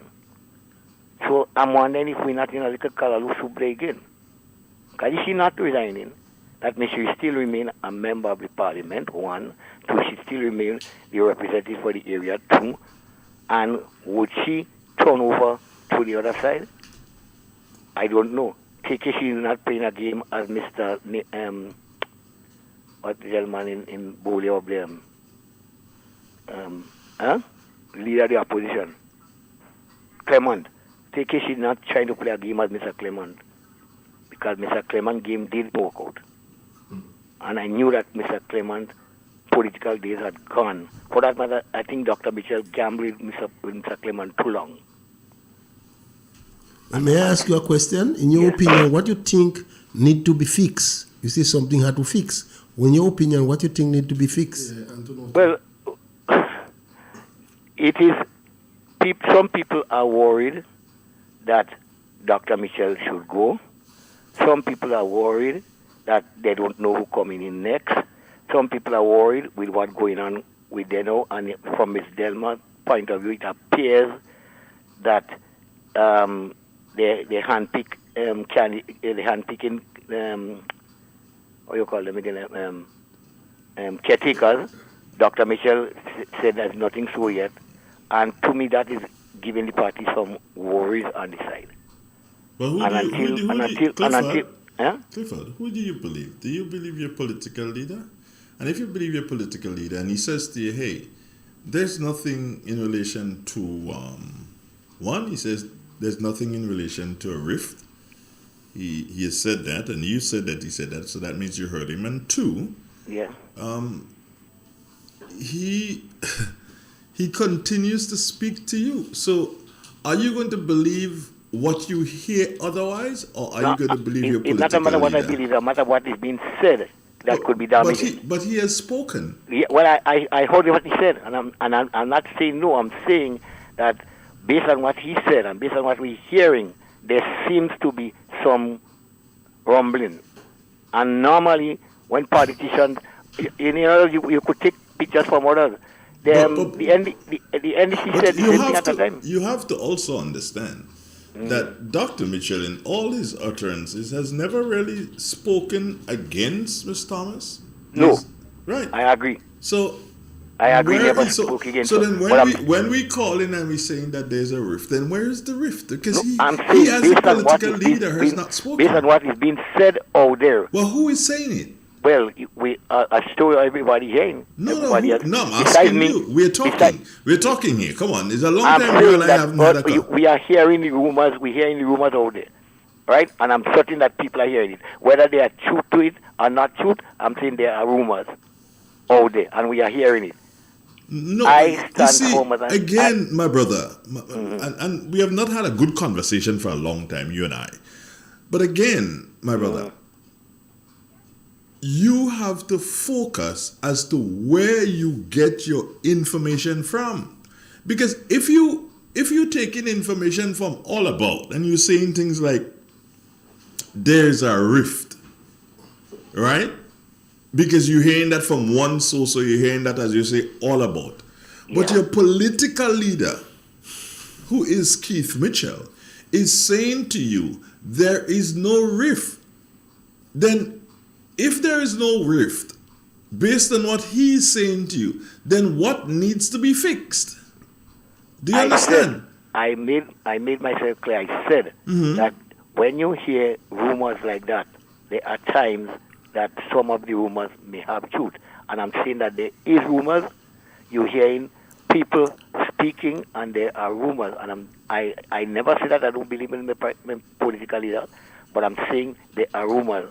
And if we follow politics before, we would have known that some rumors come out to be true. I rest That's my all I'm case. saying. I rest my case, Mr. Bridgman, because we definitely not on the same platform, No, and I understand and I respect that. I just said I understand and respect that. I just said that. We don't have to be on that. Yes, I That's just said human that. in people. Yes, thank I am you. worried from what things I'm hearing, and I believe in the political leader, but I'm worried from things I'm hearing. Okay. Right? Take care of the best. Good. 4420175 number to call. I want on the WhatsApp. Hello? Yeah, hello, good afternoon again. Good afternoon. Yes, I have a few questions here that I wanna ask. And I want us as Grenadians to pay attention to. Because I mean, from the time the present Prime Minister became leader of the NDC party, and throughout the campaign, the things he was saying and promising to the people was very catchy. Very catchy. And I asked myself, well, as a newcomer on the scene, where all these fine talking points are coming from? Where it is coming from? I know of a international corporation that is involved in election throughout the world. We know that they've been involved in Trinidad's election, but I haven't had no solid proof that they've been involved in Grenada's election. We know that they provide information and data to the parties, to the party that they are working with. We know of somebody that at some point in time introduced them to the party, but we don't know whether or not they were contracted. But what have me baffled is that the question I want to ask is that, because when I sit back and I look at, like I said, the catchy slogans that the present Prime Minister, at the time the opposition leader, the opposition party, the NDC, they was presenting, it was very catchy.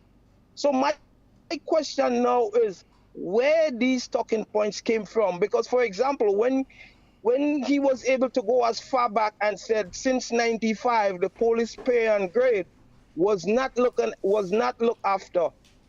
I mean, as a newcomer, where did you get that information from? Who provided those things to you? My question is, what they provided for free? What was the name of the company if that you're not- speaking of, sir? Pardon me? What is the name of the company that you said was involved in the Trinidad and Tobago elections? Company by the name of Cambridge Analytica. Okay. Henley and Partners. Okay. Yes. All right. Yes. Okay, so the point I'm making is that when you come forward and you look at the talking points of the Prime Minister and realizing that they was very catchy, my question is, who provided those talking points? The same, mean, the same people that you just mentioned. That's why I ask you what's the name. You know. You see, you keep asking that question. I'm only asking So questions.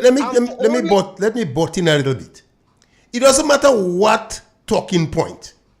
Our responsibility is to counteract what was being said. And we failed to counteract what was being said. If the man come and is spreading lie, our PR have to be so active, so alert, so sharp. The wheels of our propaganda machine should be greased enough to take on the man. And if this man could come and spread two lies and say, hey, I'll make all Imani permanent. I'll make all contract workers permanent. And he get away with that. That shows we wasn't doing the political work. That shows we didn't raise the political consciousness of the youths in this country. That shows our PR was sleeping. If this man could spread too little lie and that defeat us, that shows we wasn't doing the political work. So don't blame the man with the lies. Blame us. We did not do the political work.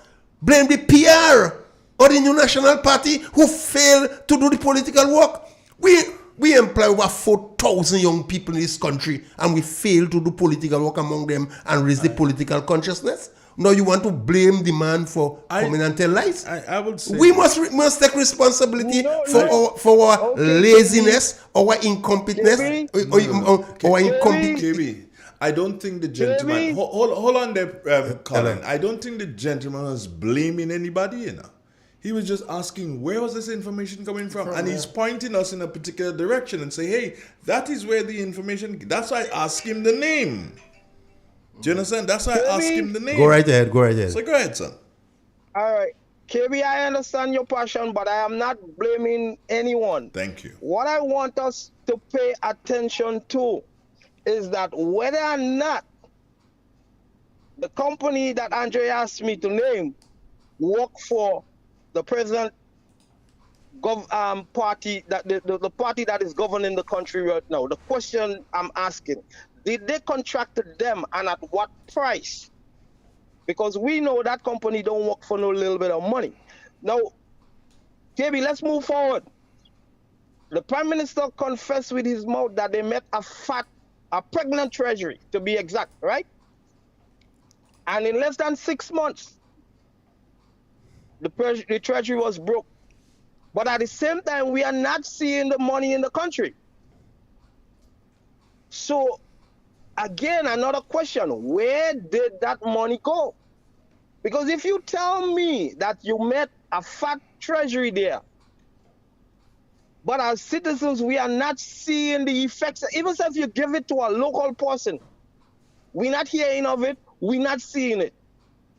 So, and you're saying now that there is no more money. Where did the money go? Now the treasury is empty. You move to the Ministry of Works. Is it really that you want to give people a chance, you say, of cross-breeding, that they can have a chance to learn everything? Cross-breeding? Or is it... Cross-training. Sorry. Cross-training. Cross-training. What the heck? Thank you very much, Andrew. Thank you. Hey, I'm only human, Andrew. Go on, man. Go right ahead. Go on. I think you're saying. Go on. Go ahead. We catch you. Thank you, Andre. Cross-training. Cross-training, right. Okay. But, Andre, allow me to continue, please. Go right ahead. So, because he said that he wants them to get cross-training. But is it that now you move into the Ministry of Works, and we know, and correct me again if I'm wrong, Grenlec is under the Ministry of Works, right or wrong? Correct. And we know that the NDC party sold Grenwick. Yes. NMP party bought it back. Correct. And when NMP party bought back Grenwick, NDC had real problem with NMP buying back Grenwick. Yes. They fought tooth and nail to stop that. Okay. So now as leader, as prime minister, you left finance and go into Ministry of Work. Is it that your eyes are on Grenwick? He was the lawyer. He was WRB lawyer. So I'm just asking questions. Is it that your eyes are on Grenwick to privatize it again? And you talk of our hospital is not, we need new space for our hospital. We see that you visited land in, I can't remember exactly where, saying that our hospital, you're planning, the government is planning to move. Woodlands. But also we're hearing of that beautiful hill that overlooks our town. Is it that you have plans for that hill also? These are only questions. And these are the questions I want for we as a people, not about who you support, not about whether or not you're NDC or you're NNP. We're talking about Grenada and the national assets of the country. Correct. This is why I said earlier on, we have to put aside politics and see those things. And regardless of who, be it yellow, green, red, whatever it is trying to sell out our country, we have to band together and stand up against those things. We must protect what we have. Under any color, do not allow these things to go forward. Thank you very much. Thank you. 442-0175. The caller said a lot there. Yeah, especially man going to work. But you see, a lot of times we have to be straight. The Honorable Prime Minister didn't cut no corners in. He said he go sell grain. Like he say to raise funds for the budget, he go dispose assets so he don't have nothing. He don't hide to cut. He don't hide, say it in plain sight. He clear. He say, but, and that what people don't understand. So, you see, when people making statements of fact, irrespective, you don't have to raise no color clause. No. You don't have to say you don't talk about color. It was clear. Because the Constitution does not recognize color, but it recognizes government. And if the man say he go do that and you have an issue with that, you don't have to cut corner. No. He say he go sell it. And he say he go dispose of it. He didn't must go in works to sell. He could have stayed in finance and sell it. The Prime Minister recognized that he have 2 projects in St. David's and 1 in Lever at the Golden Shovel place. And the people have monies to do the project. He want to be identified. As a matter of fact, he say in St. David's, he speak to the people at them in Lever about doing some, donating some money to do things in St. David's already. So if the representative of St. Patrick's East don't realize what's going on, it's a matter entirely for him. Yes. Now, the crux of the matter, all this going wrong talk because I is a straight talker. It is touted by their own people, and KBO was privy to the conversation that the representative for St. Patrick is failed in the ministry.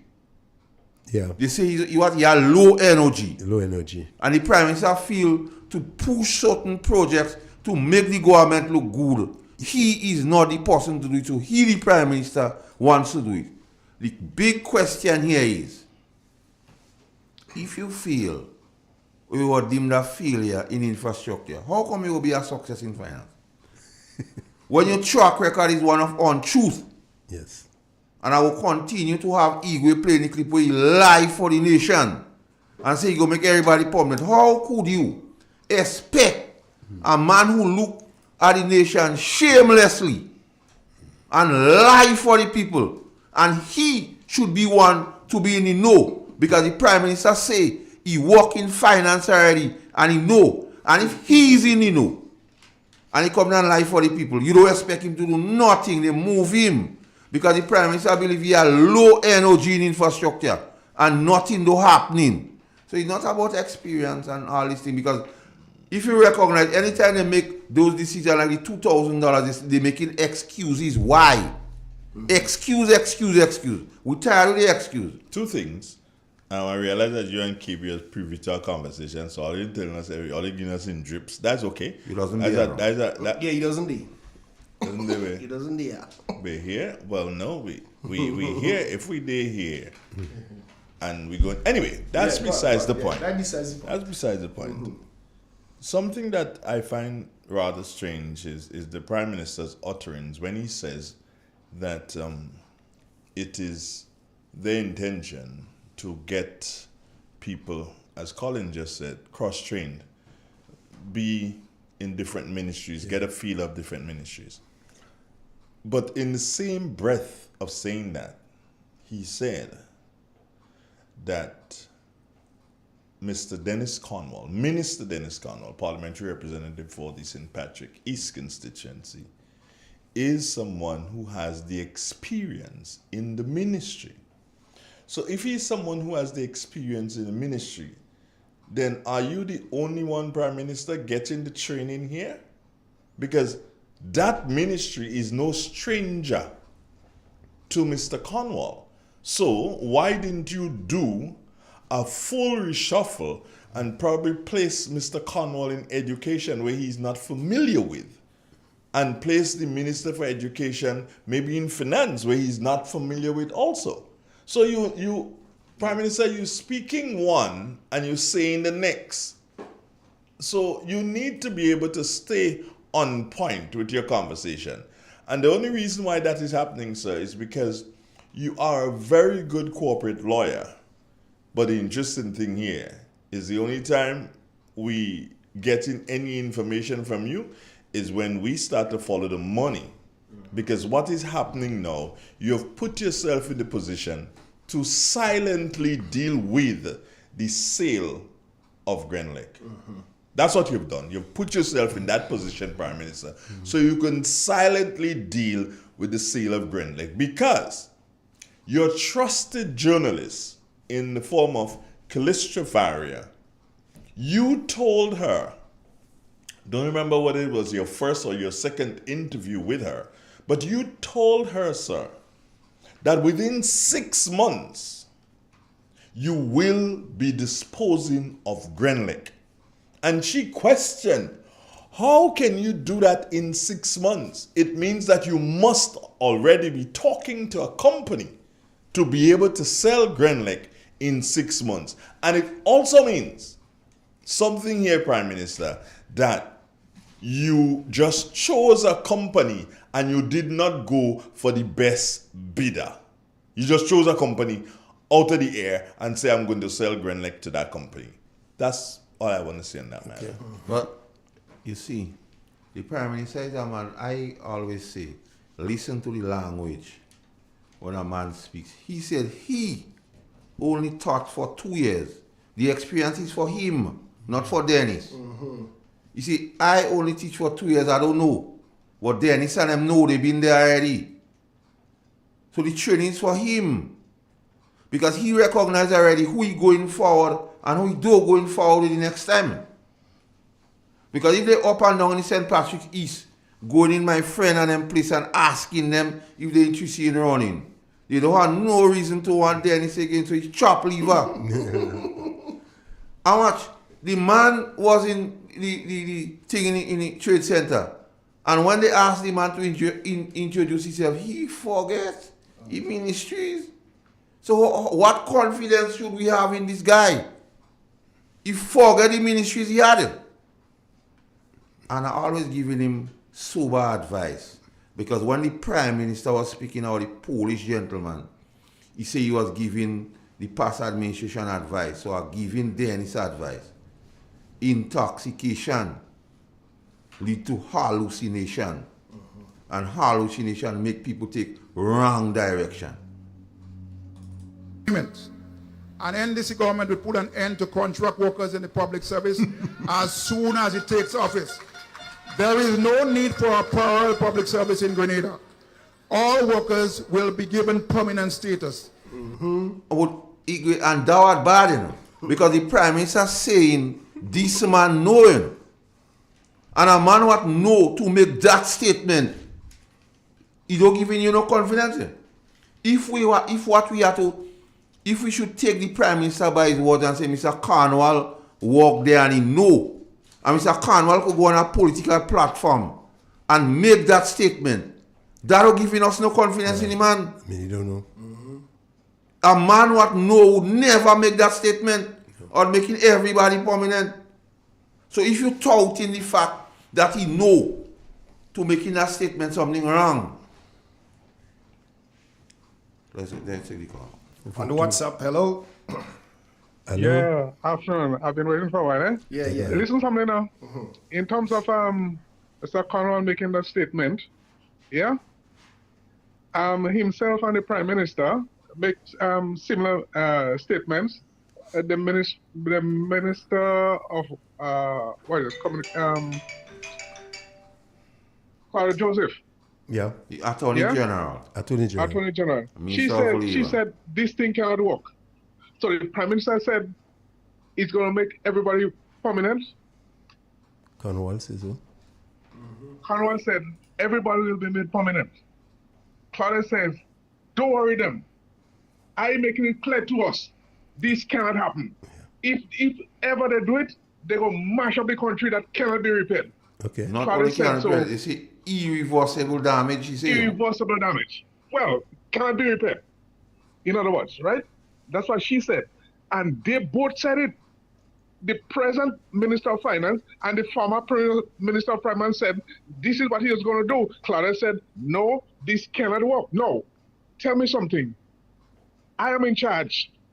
Claudette is speaking something out of the way, out of what I'm saying, out of what Cornwall is saying. And she's still there. She's still there as a senator. And you don't pull up, look, you cannot say that because this is not where we're going, this is how we're going to go. NDC is not cohesive. They're not cohesive. And they bring us down a funny lane, a very funny lane, a lot of tons and diesels, like the road in most places, potholes and things. So you cannot go to what they're saying. Let me look at Delman Thomas for a while. Is it Delman Thomas? Yes, man. Delman Thomas. Yes.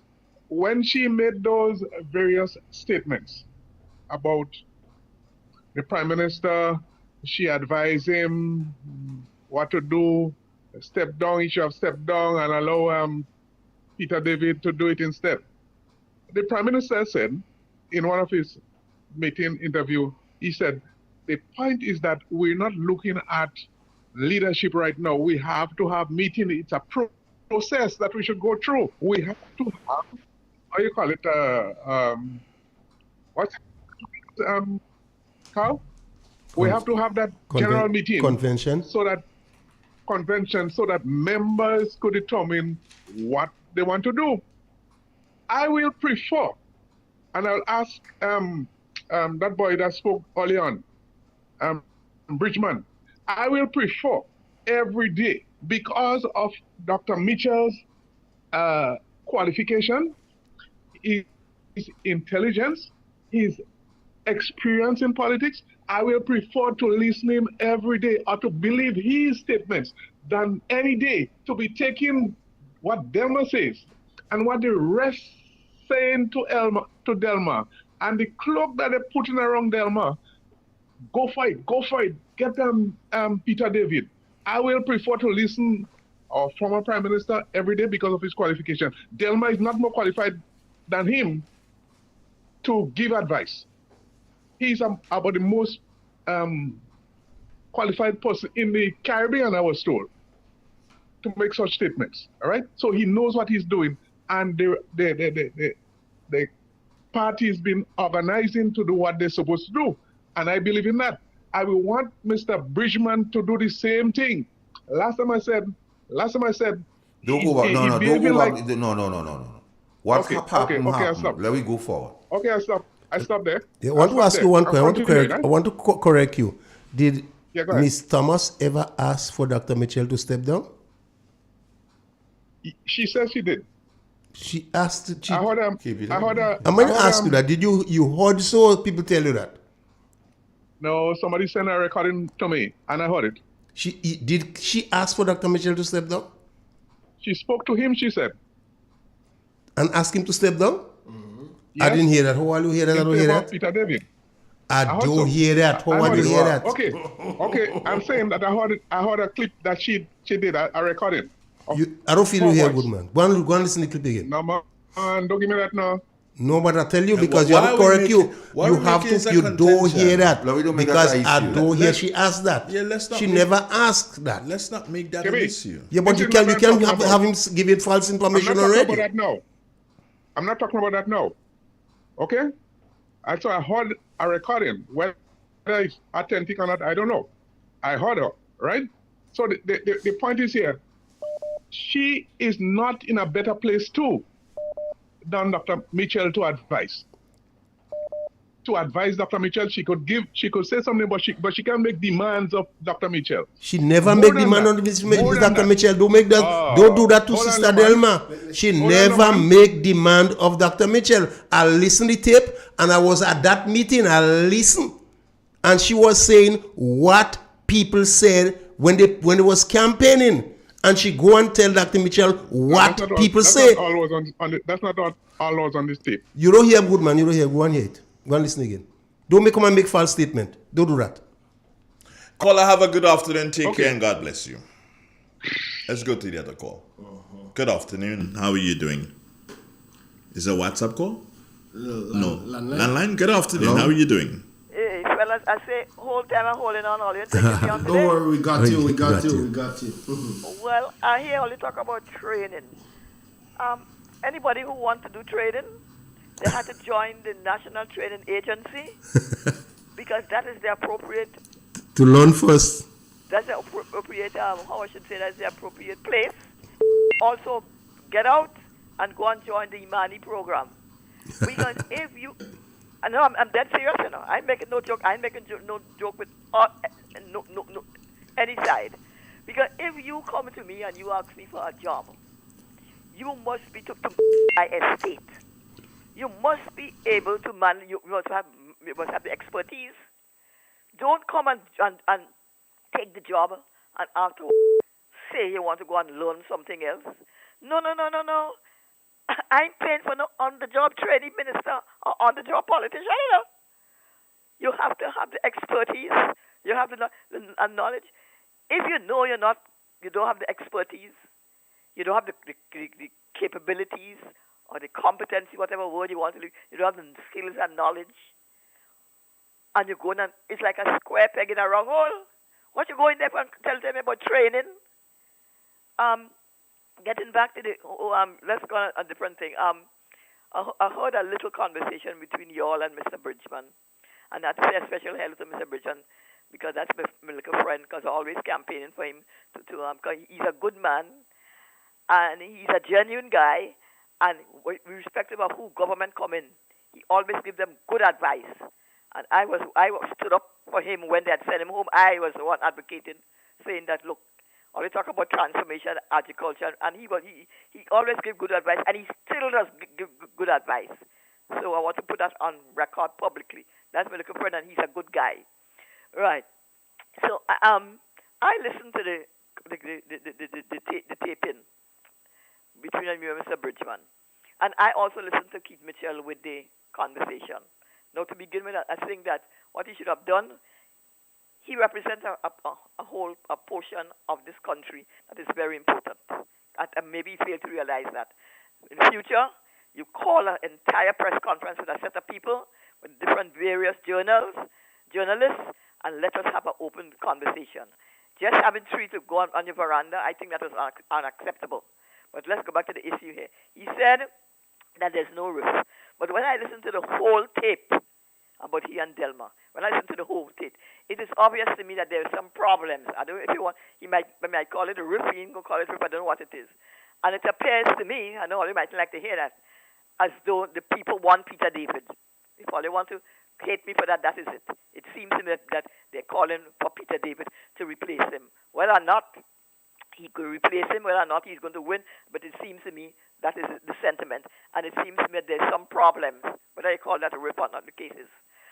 But one thing I want to say in relation to the press conference that he gave, which we are a little broader, he was correct in saying that the NDC, like the leader said, you all have been saying, got a treasury pregnant or full of money. Oh, not that hard to say. He blames, it appears to me, blames the party for the loss. But I say to Keith Mitchell, respectfully, it is because of you. I think because of you. That is why you're hearing all these tapings, the people saying you have to step down, why you didn't pay the people you had the money and all kind of thing.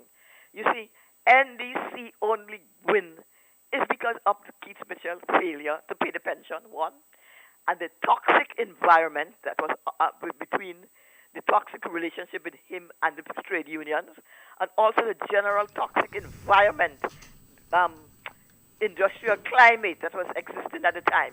So all that, and then with court order and deduction of salary, you just name it. And so the word I describe is toxic. So he contributed to the downfall or the NDC losing the election. He handed NDC a golden election on a golden platform, because the fact is that if you really look at it, it's really on those issues, and particularly the pension, that they win. NDC won the election because he could not give a specific date that he's going to pay, and all the things surrounding, which I don't have no time to go into it, right? The fact is that, and regardless of whoever leader was there at the time, even though Persuader was there, NDC would have won election. I have no apologies for saying so, and I know all they're taping me, so they could tape me fine. The leader, in my opinion. Go ahead. Huh? Go right ahead. Go ahead. Right. Continue. The leader, the new leader, because NDC had a leader before, because people think NDC didn't have a leader. There was Persuader, and he was doing a good job, and I could put place on record. I don't care who vexed, because he stood with the people all these years. He was in St. David's, he was a candidate, etc., and he did a good job, right? So even though Persuader was there, the NDC would have won the election, because the fact that they win the election is not because of a new leader. It is because of Keith Mitchell and what was existing at the time in relation to the NNP. Because, I mean, all you wouldn't like to hear me say it respectfully, I had to say again, because the leader was not a known person. And when people look looking to put a party in office, you look at a leader. That's how people look at it, not me. Because everything surrounds and gravitates to the leader, which is bad, because when the leader gone, the whole party fall apart. That is why I always say is the party, and then NDC is the party that wins the election, and not the leader. We must not kind of focus too much on the leader. That is why I always keep on saying, you see that Ministry of Finance, that nucleus of the country, everything resolved with, and the person who takes up that position has to have the necessary expertise. Mm-hmm. If you don't have it, what you going to run and take out the people's job for? What you running and take out the people's job for? I have said so, not in a malicious way, but getting back to the issue, and Keith Mitchell talk about this party that to be blamed, and didn't organize. The NNP party is a very strong party. It's one of the richest party, highly organized, every single thing. It's not a party. Keith Mitchell, to me, I find you had to look in the mirror to see the answer. The answer is you.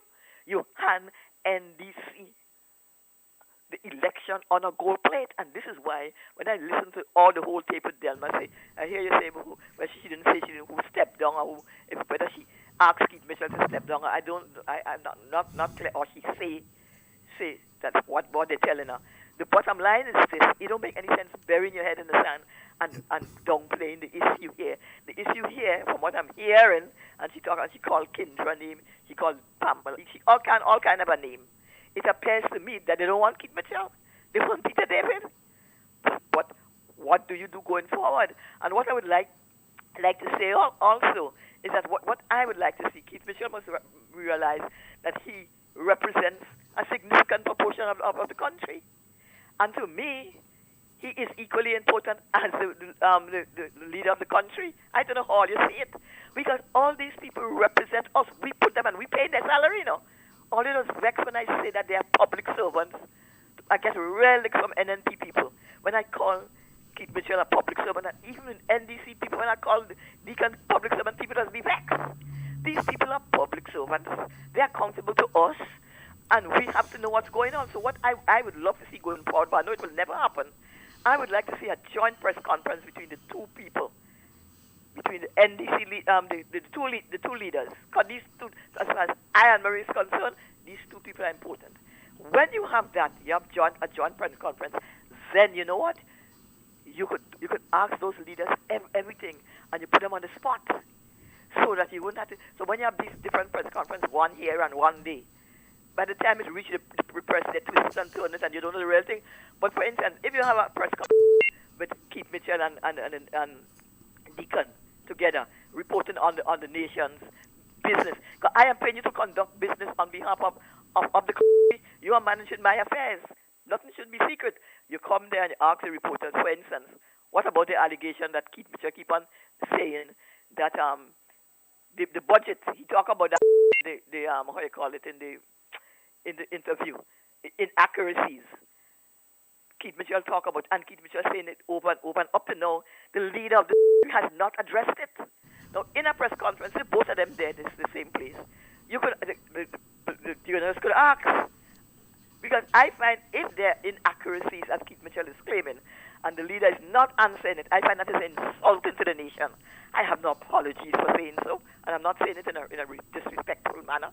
Well, like I was here, Keith Mitchell was saying, if I am correct, maybe the budget was one place and the speech was placed in the next thing. I have no problem with that. But the fact is that he keep on accusing you. Well, oh God, Jesus Christ, come out and tell us the truth. But he's not saying anything. So I'm saying if you have a joint press conference between both of them, because remember, they're all, as far as I'm concerned, conducting the business on all on behalf of the people, and we are one. Things like that. Even the 290,000, that I get licks for that too, because I say the two transactions is two different transactions. 150,000 is one, and the next thing is 140, and I get licks again when I say that anybody could give a political party contribution, because there's no campaign laws in Grenada to governing issues of pension. Not pension, I'm paying money, and I have no apologies for that. Keith Mitchell could take $1 million from anybody. I could give $1 million. There's nothing wrong with that. So all these issues that I say the journalists, if you have a joint thing between Keith Mitchell and the other gentleman, you ask all these questions, you put them on the spot, so they can't lie. So, you understand what I'm saying to you? I'm not asking all you to agree with me, but I'm just giving my honest opinion on all these things should be had. So it would be nice, but I know it would happen. But so I'm saying to you, next time, Keith Mitchell, when this press conference, try and see if you could get a broad range of what you call it, journalists. Sit down with them, not on your veranda, maybe some part of the thing, and let it be accessible to all radio stations, social media, including the GIS and radio going, because a lot of people don't have cable, don't go have cable, so GIS is only accessible on a cable, and people need to know what's going on in the country, because it's paying you. So GIS should be involved, because this is the nation's business. So it should be accessible to a broad range of, even the diaspora and social media and whatever it is, and we must be able to confront the two politicians head on, so that they'll be able to answer the questions forthright immediately. Let us see their demeanor. Let us see their actions, their body language. This is what I'm looking for in my leaders. So I would love to see that going forward, because Keith Mitchell must remember that you're important. You represent people. And I think that these press conferences should be every quarter. But in fact, with Keith Mitchell, they used to have it every Tuesday. But with this one now, I don't know. Like if I get the thing correct, they say when it's necessarily. I don't know what is necessary, because as far as I'm concerned, you should have a press conference at least every quarter for me to know what's going on in your country. So I don't buy that at all. But going forward, I'd love to see these press conferences, apart from the government press conference that they have, the opposition and government getting together on an equal platform where everybody could scrutinize them and let them answer the hard questions we need to know, because we are paying you. All right, good idea. One question before you go, caller. One question. Hold on. One question before you go. Yeah. How do you read the performance of this administration? Well, it's a bit too early to say. Listen to me. Remember the economic performance, everything that this government do is the foundation has already been laid by the NNP. Isn't that a fact? Yes, it's a fact. Huh? Yes, it is a fact. You hearing me? Yes, we're hearing you. And what it is a fact. Right. So no, I am a very honest person, you know. So that's me. And when you really look at it, the programs and policies and all the projects, I don't see anything that the NDP, all them projects and NNP isn't a fact. Of course. Right, I'm not lying. I know what I'm saying is a lot of people will be vexed, but I really don't care. Once you scandalize people, you understand what I'm saying to you, Kennedy? Yes. And once it is a fact that these people came in, most of the projects, but I could say 99.9% is the NNP project. So asking me that question, I can't answer you honestly, because everything will be built on the foundation that the NNP has already laid, that they followed. So how do I grade them? How? I mean, there are certain people like, for instance, I have really no apologies for saying, like the minister of how you call him? I wouldn't say like, but he's appropriate, the minister of education. I think he's doing a good job. When I listen to him, he's right. He knows what he's all about. When you ask him a question, you could see it comes. He's very passionate. He's good, and how he deals with things, and he's on top of things. But so I don't have a problem. I think he's fit and proper for the job, and he's a statesman and he's a leader.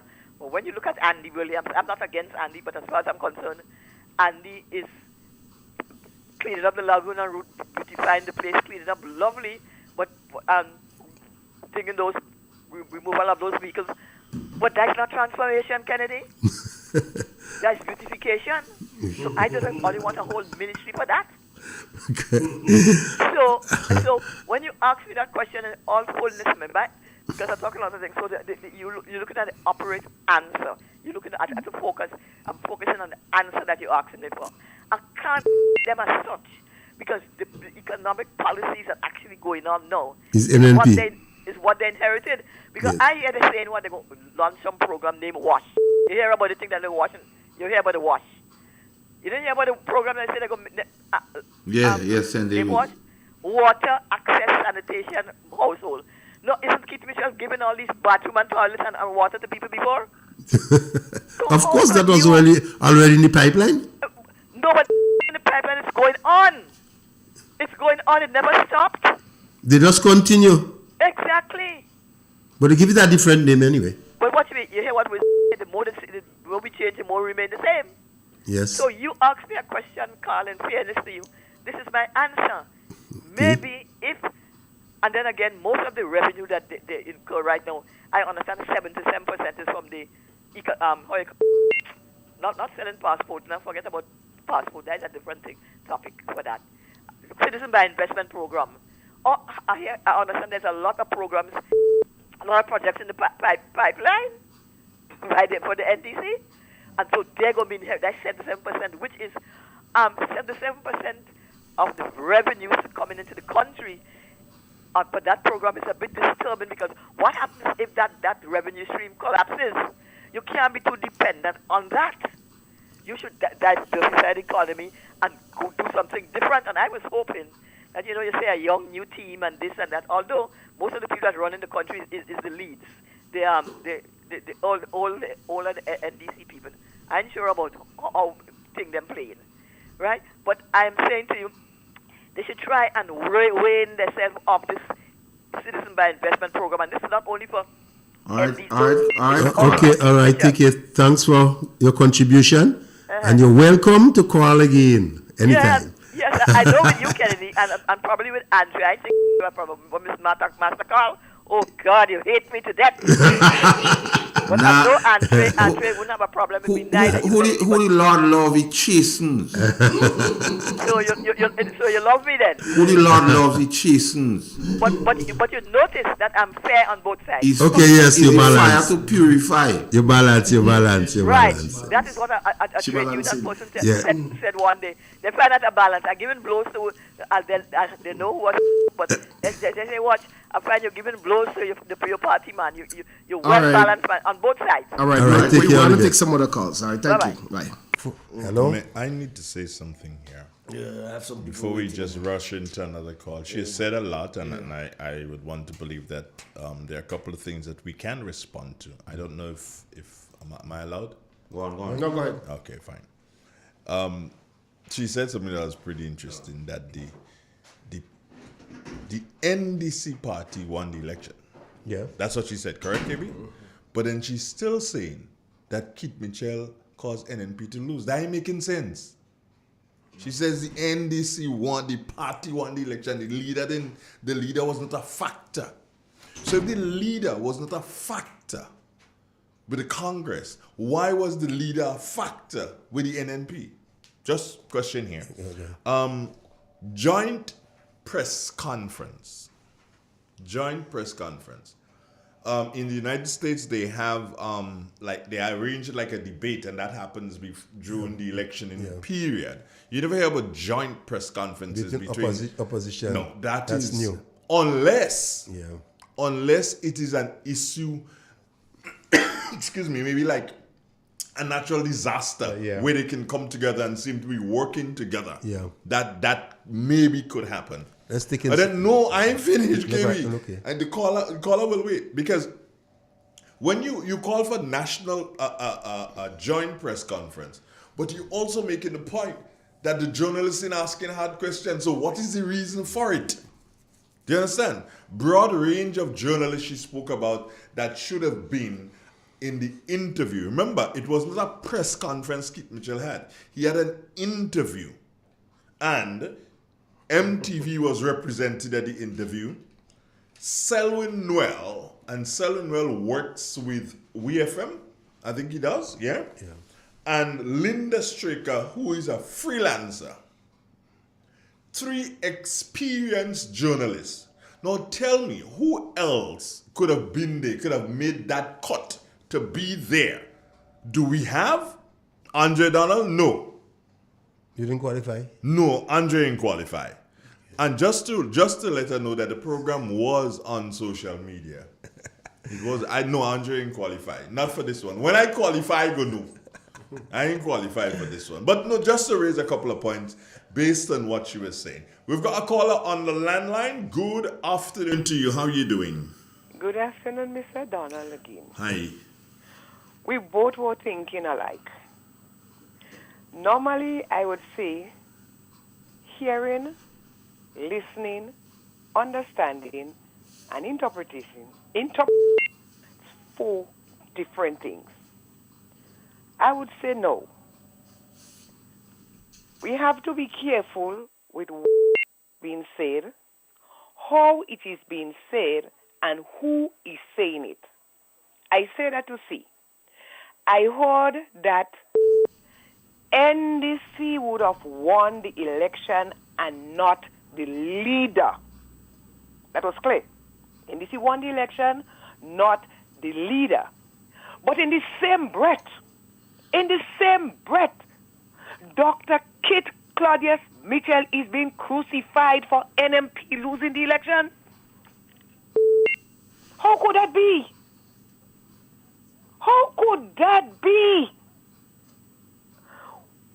When you have a hatred for somebody, it doesn't matter how, what color, what type, what brand clothes you put on you, the hatred for that person remains. How could Dr. Kit Mitchell be responsible for NNP losing the election? Mitchell as a party, as a leader, NNP as a party, but NDC party win and not Prime Minister Dr. Kit, not Prime Minister Deacon Mitchell that win. Come on, where is our sense of reasoning, sometimes I ask people, before we write down what we have to say, give it to somebody else to fact check it. Let somebody make sure that what we write down is the correct thing we want to say. Let them read it out to us again before we say it. Okay. Thank you very much. All right. I have our next caller waiting on the WhatsApp for at least 10 minutes now. All right, go ahead. Hello. Hello. Hello. Hello. You get away top. Hello. Yeah. Yeah. Good afternoon again. Good afternoon again. Now I'm hearing every time the blame is being thrown at Dr. Mitchell's feet. Why? And I want to say to us as a nation that we get past that and stop that, because that is not the reason why we lost the election.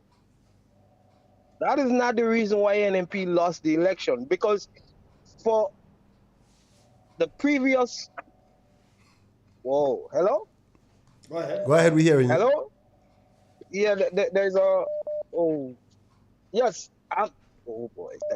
I'm saying that the previous caller, before this caller, when the question was asked whether or not, that noise. Yeah, caller, this is your third time, so make it a bit short. Yeah, but you know what? There's a noise coming in there. Yeah, but go ahead and try and make it short. That noise is on your side, my friend. It's Not not you. on We're ours. hearing you We're hearing you loud and clearly. clear. All right, what I'm saying is that the previous caller was asked the question of whether or not how do she grade the NDC, and she said that the NDC right now is still operating on the foundation that the NNP had laid. So my question to that caller, is it that the foundation that the NNP laid is it good or bad? You know, because how could you say that you're not at a point now to grade them because they're still running on what the NNP laid before? So I'm saying to the NDC party, if the NNP laid a bad groundwork, would you go ahead and continue to work on it? Thank you very much. Good. Take care. 4420175. That's the number. All right. Hello? All right. Go ahead. Master, want to make a point? I'll make a point? Call's mic. It's off, yeah. Sorry. Yeah. You know, call? Yeah. Let's take it. On the WhatsApp, hello? Hello? Hello, afternoon, gentlemen. How y'all guys doing? How are you doing? Good, man. Relative to that data protection bill that was discussed very early in the program, and hearing Andre suspicion along with others that it could be used to shut down or maybe stifle real FM. To me, that's a big question mark. But more than anything else, some way, somehow, there is something in that bill that we are not hearing enough of. When the parliament met on that issue, I never found that the opposition party or the opposition people dealt with that subject matter adequately, neither the government side. But the mere fact that the Keith Mitchell administration did not go ahead and pass that bill or try to pass the bill in the real sense speaks volume that there is something inside of the bill that is not right or that is suspicious. To the extent that the lawyers, experienced lawyers, dealt to that issue too, it shows that there is something amiss about the bill. So some way, and the fact that it is not complete yet, some way we have to be questioning as to what actual the purpose of that bill is for. But at the same time, having gone through Gary era and period, the revolution era and period, and not just that, I've been an activist, a political activist all the years in that end. I am yet to understand what kind of draconian laws that this government, or maybe any other government in the future of this country, would be able to arbitrarily implement and take effect in this country. all I could see coming from that, if any effort is made to stifle people, all they want to have is chaos. So yes, they are young, 12-headed, maybe too. I don't know if I could actually say 12-headed, but they are young and they're coming up with a set of fancy ideas. How practical are they going to be having it work in this country is the other thing, and that's why I have a problem with some of the things that they are trying to do. So I am not one that could be intimidated. I am not one who lives with fear and intimidation, especially when it comes to government and so on. Because I used to comment and complain whenever it's necessary during the revolution, equally so like I used to do during the daytime. I've never even up to now. So I don't live with that kind of, and I don't think people would be intimidated by this government action. What they're going to do is considered draconian. Take care, gentlemen. Okay. Good. 442-017. Master Columbus was making a point. All right. Hello? Hello, 442-0175. Good afternoon, everybody. Good afternoon. Master KB, Andre, and Igwe. Hey. Wonderful Sunday evening to y'all. I'm just here listening and, trying to formulate my thoughts. But I'm sorry to hear of the situation with you, Andre. What situation? There is no situation. Based on what KB was saying, they were trying to Attempt to close him down? their attempt to close you down, which is quite unfortunate. It goes against our freedom of speech. And if you, as a government, is doing the right things, or your MPs are doing the right things, or the right things, then your names will not be called, and certain things will not be said. So, creating that atmosphere is not good at all. It's not a good show, because for years, persons who were on social media and other entities and saying so much things about Doc and other parliamentarians. So nobody was so thin-skinned as to threaten to shut them down or that's the knowledge that I have so far.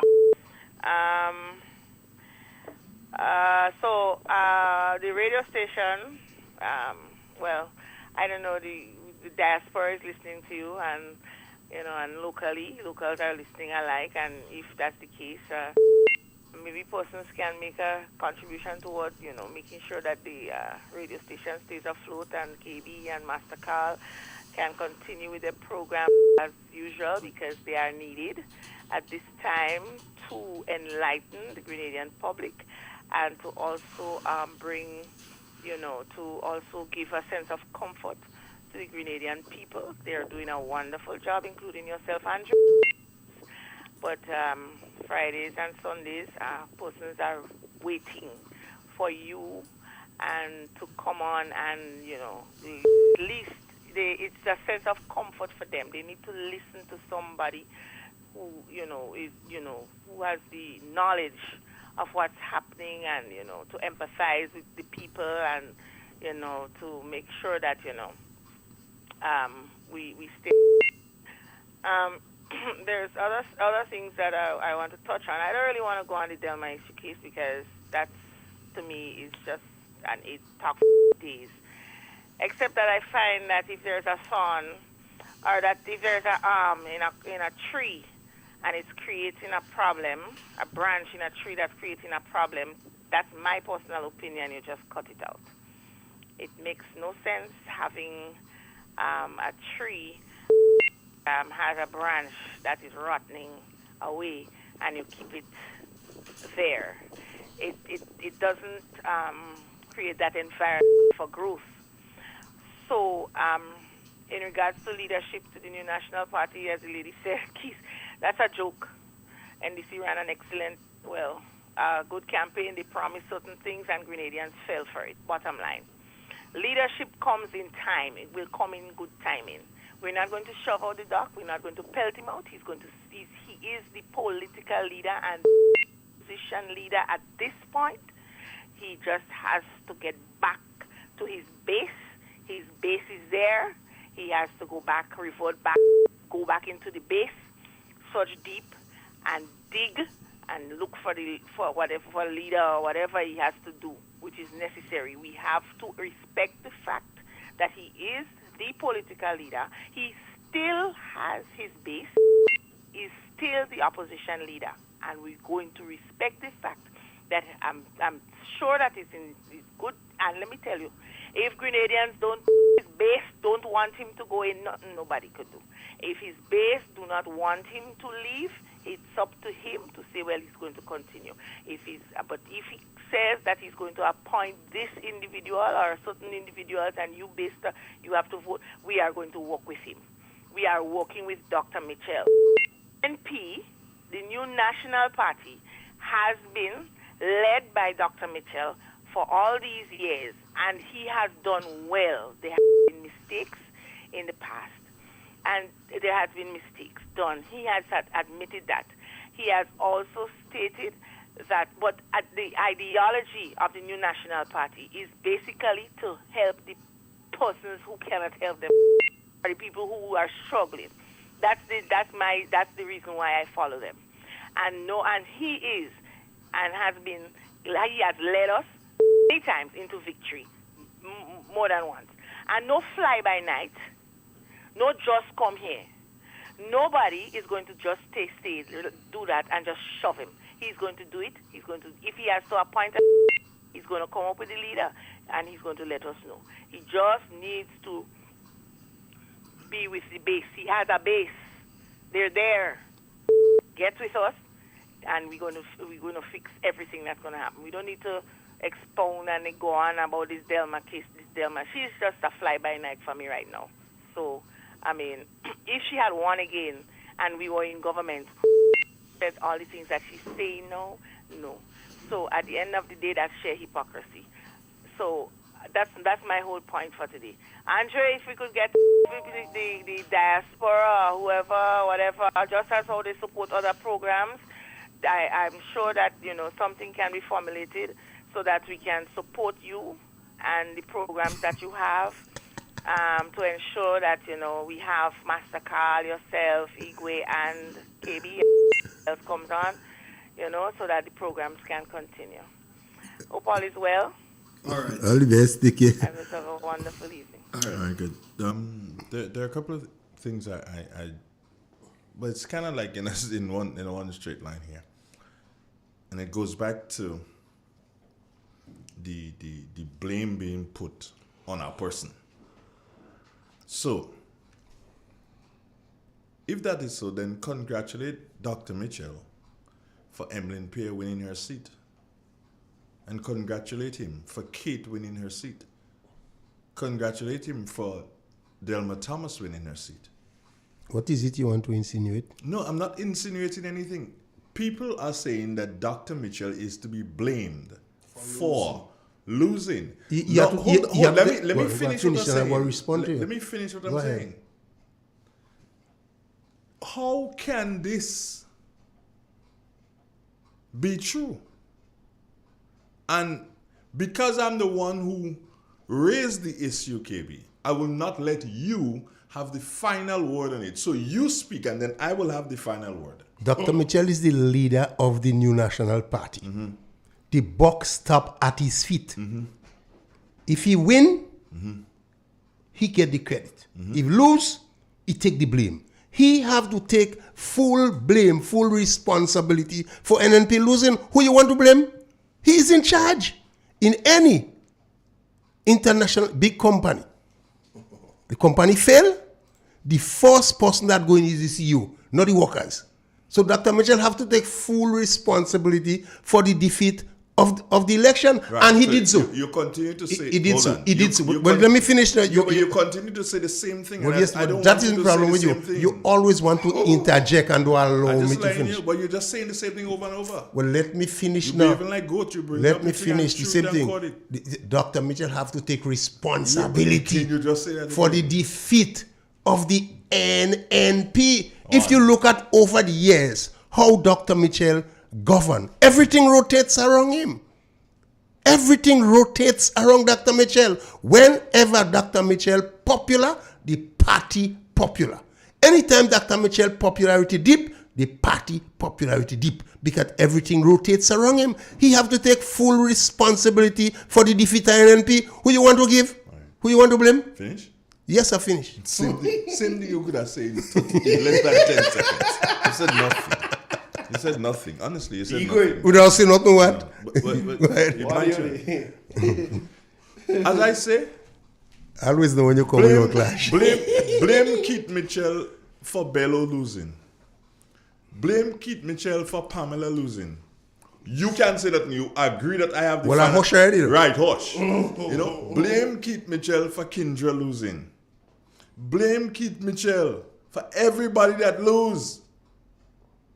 If they did their work, they would have been victorious like Peter. If they did their work, they would have been victorious like Delma. I end the conversation right there. You can't respond to it. All right, we have callers on the line. No, let me tell you something. Okay. This discussion and them don't get in the organization of the NNP no way. Or who to blame. Accountability is the word. Somebody has to be accountable. But at the end of the day, going and beat up on this thing don't help in the party no way. It's exactly what I'm because saying. Because there are a lot of other issues that is of more importance in this time. Than that and them. So I don't get it caught in that rabbit hole discussion on it. Let me take the call. 4420175. Hello, Igwe. Hey. Yeah, I ain't taking part in that discussion. No, I don't take any part in that. You can't blame one man for the defeat. And the man they want to blame, the Right Honorable Dr. Mitchell, he got the highest amount of votes in Grenada. Nobody could beat him there. And he's not responsible for the defeat as Andre said. And the point is, the party looking at the machinery and going forward. So it's the bigger picture. Look at all the problems that are going on. Look at the hurting of the people in this country. Look at the low-income bracket. Look at the suffering. That's what I'm saying, and that is what people calling on NNP. And that is what Dr. Mitchell said the party is putting in structures in place as the political leader and the party structures in place to more or less organize, not more or less, organize. And we have to come and defend the people of Grenada, and it's the NNP is who the people are asking for. You understand? So I don't go and beat up and the party have any internal thing, you know. You can go and beat up on who out there and wash your dirty in public, and everybody had to know the way, man. They had to know the way and stop that and get involved in party building and stop these things on them, and let's go forward and pray for good sense prevail. Stop that for the people. You believe in? You see, I just want to make a comment here. I usually come on that radio station all the time and ask for peace and unity on this program. And I realized some people started beating up on Dr. Mitchell. Some people started beating up on Delma Thomas. Some people started beating up on Peter David. I say, all you stop that. This thing going to explode in we face. All you stop this thing. Those who doing it, stop it. Because when it explodes in our face, it might be devastating. All you never listen to me. People continue to attack people in government in an arbitrary way.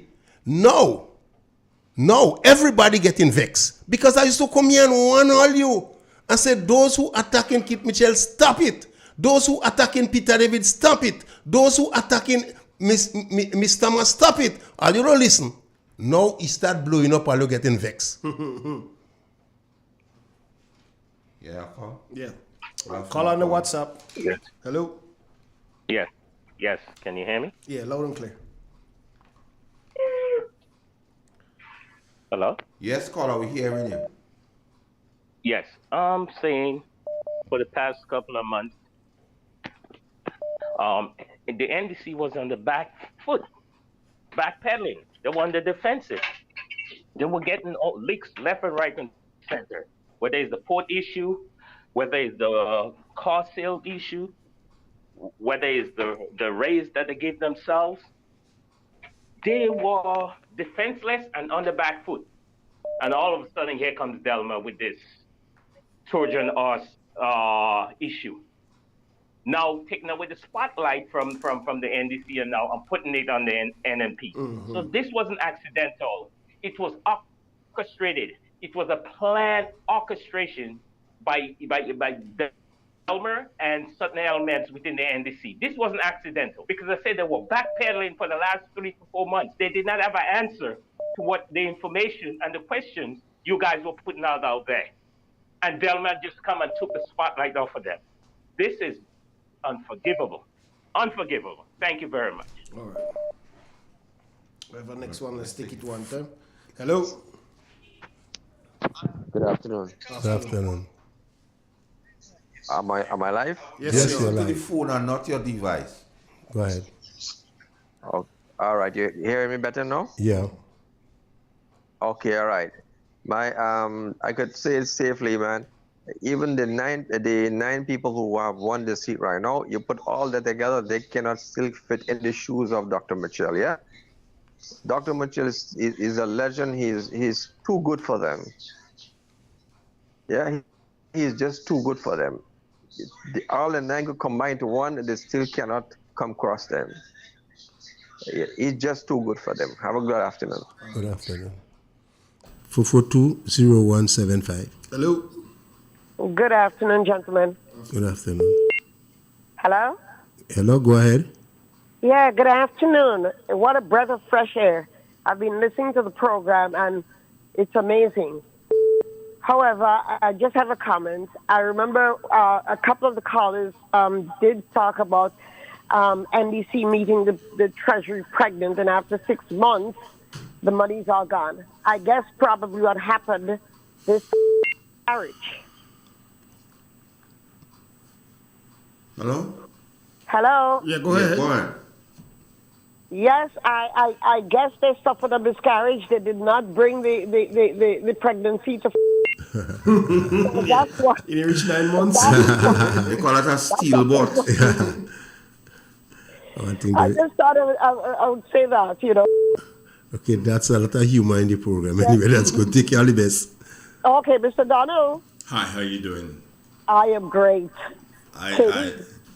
Is that my sister-in-law? Yes, it is. Just striking. How you doing, Mancini? You all right? I am doing great. How's mom? Mom is great. Wonderful, You wonderful. keep promising that you'd come visit her. You better come visit her. I will. Yeah. Anyway, that program is such a refresher. All right. 442-0175. Okay, great. Bye-bye. Bye. We have our next one on the WhatsApp. Good evening, everybody. Afternoon. Yeah. I just want to say this here. I just want to support the last caller and the caller before. Let me put aside the personal attack and who we want to blame for this and who we want to blame for that. I always say it doesn't matter whether Dr. Mitchell or Peter David or Emily Pierre. The election, we have lost the election anyways. The same thing will happen in 2008.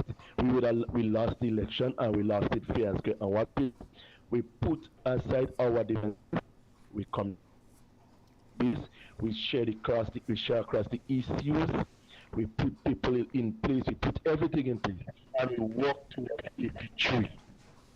No. Hello? Yeah, we're listening to you. I hear a busy tone.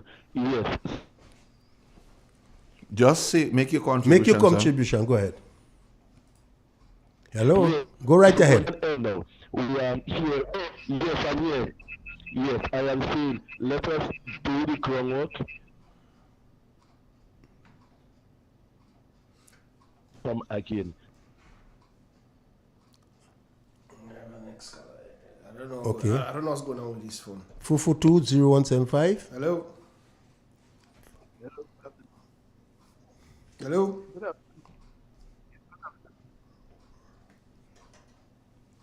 Hello? Ah, man. Let's go to the landline.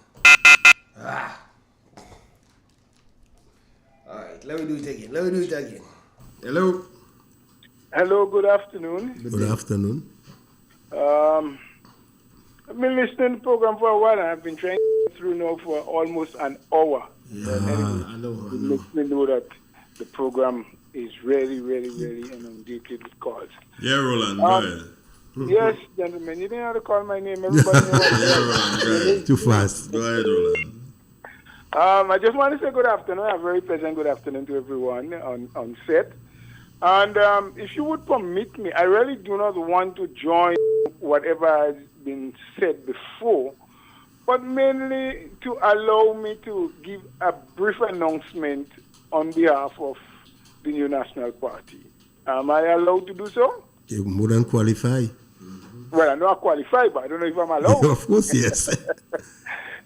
Just quickly, for the benefit of the people who are listening, and especially those from the constituency of St. Andrews Northwest, the New National Party had a meeting for the people of that constituency, and that should have happened last Thursday at the Paraclet Government School, where the political leader, the parliamentary rep, and others would have brought information to people. That meeting was postponed due to a major funeral that was taking place in the constituency, and it has been pushed to Tuesday of the week coming, any Tuesday to come again.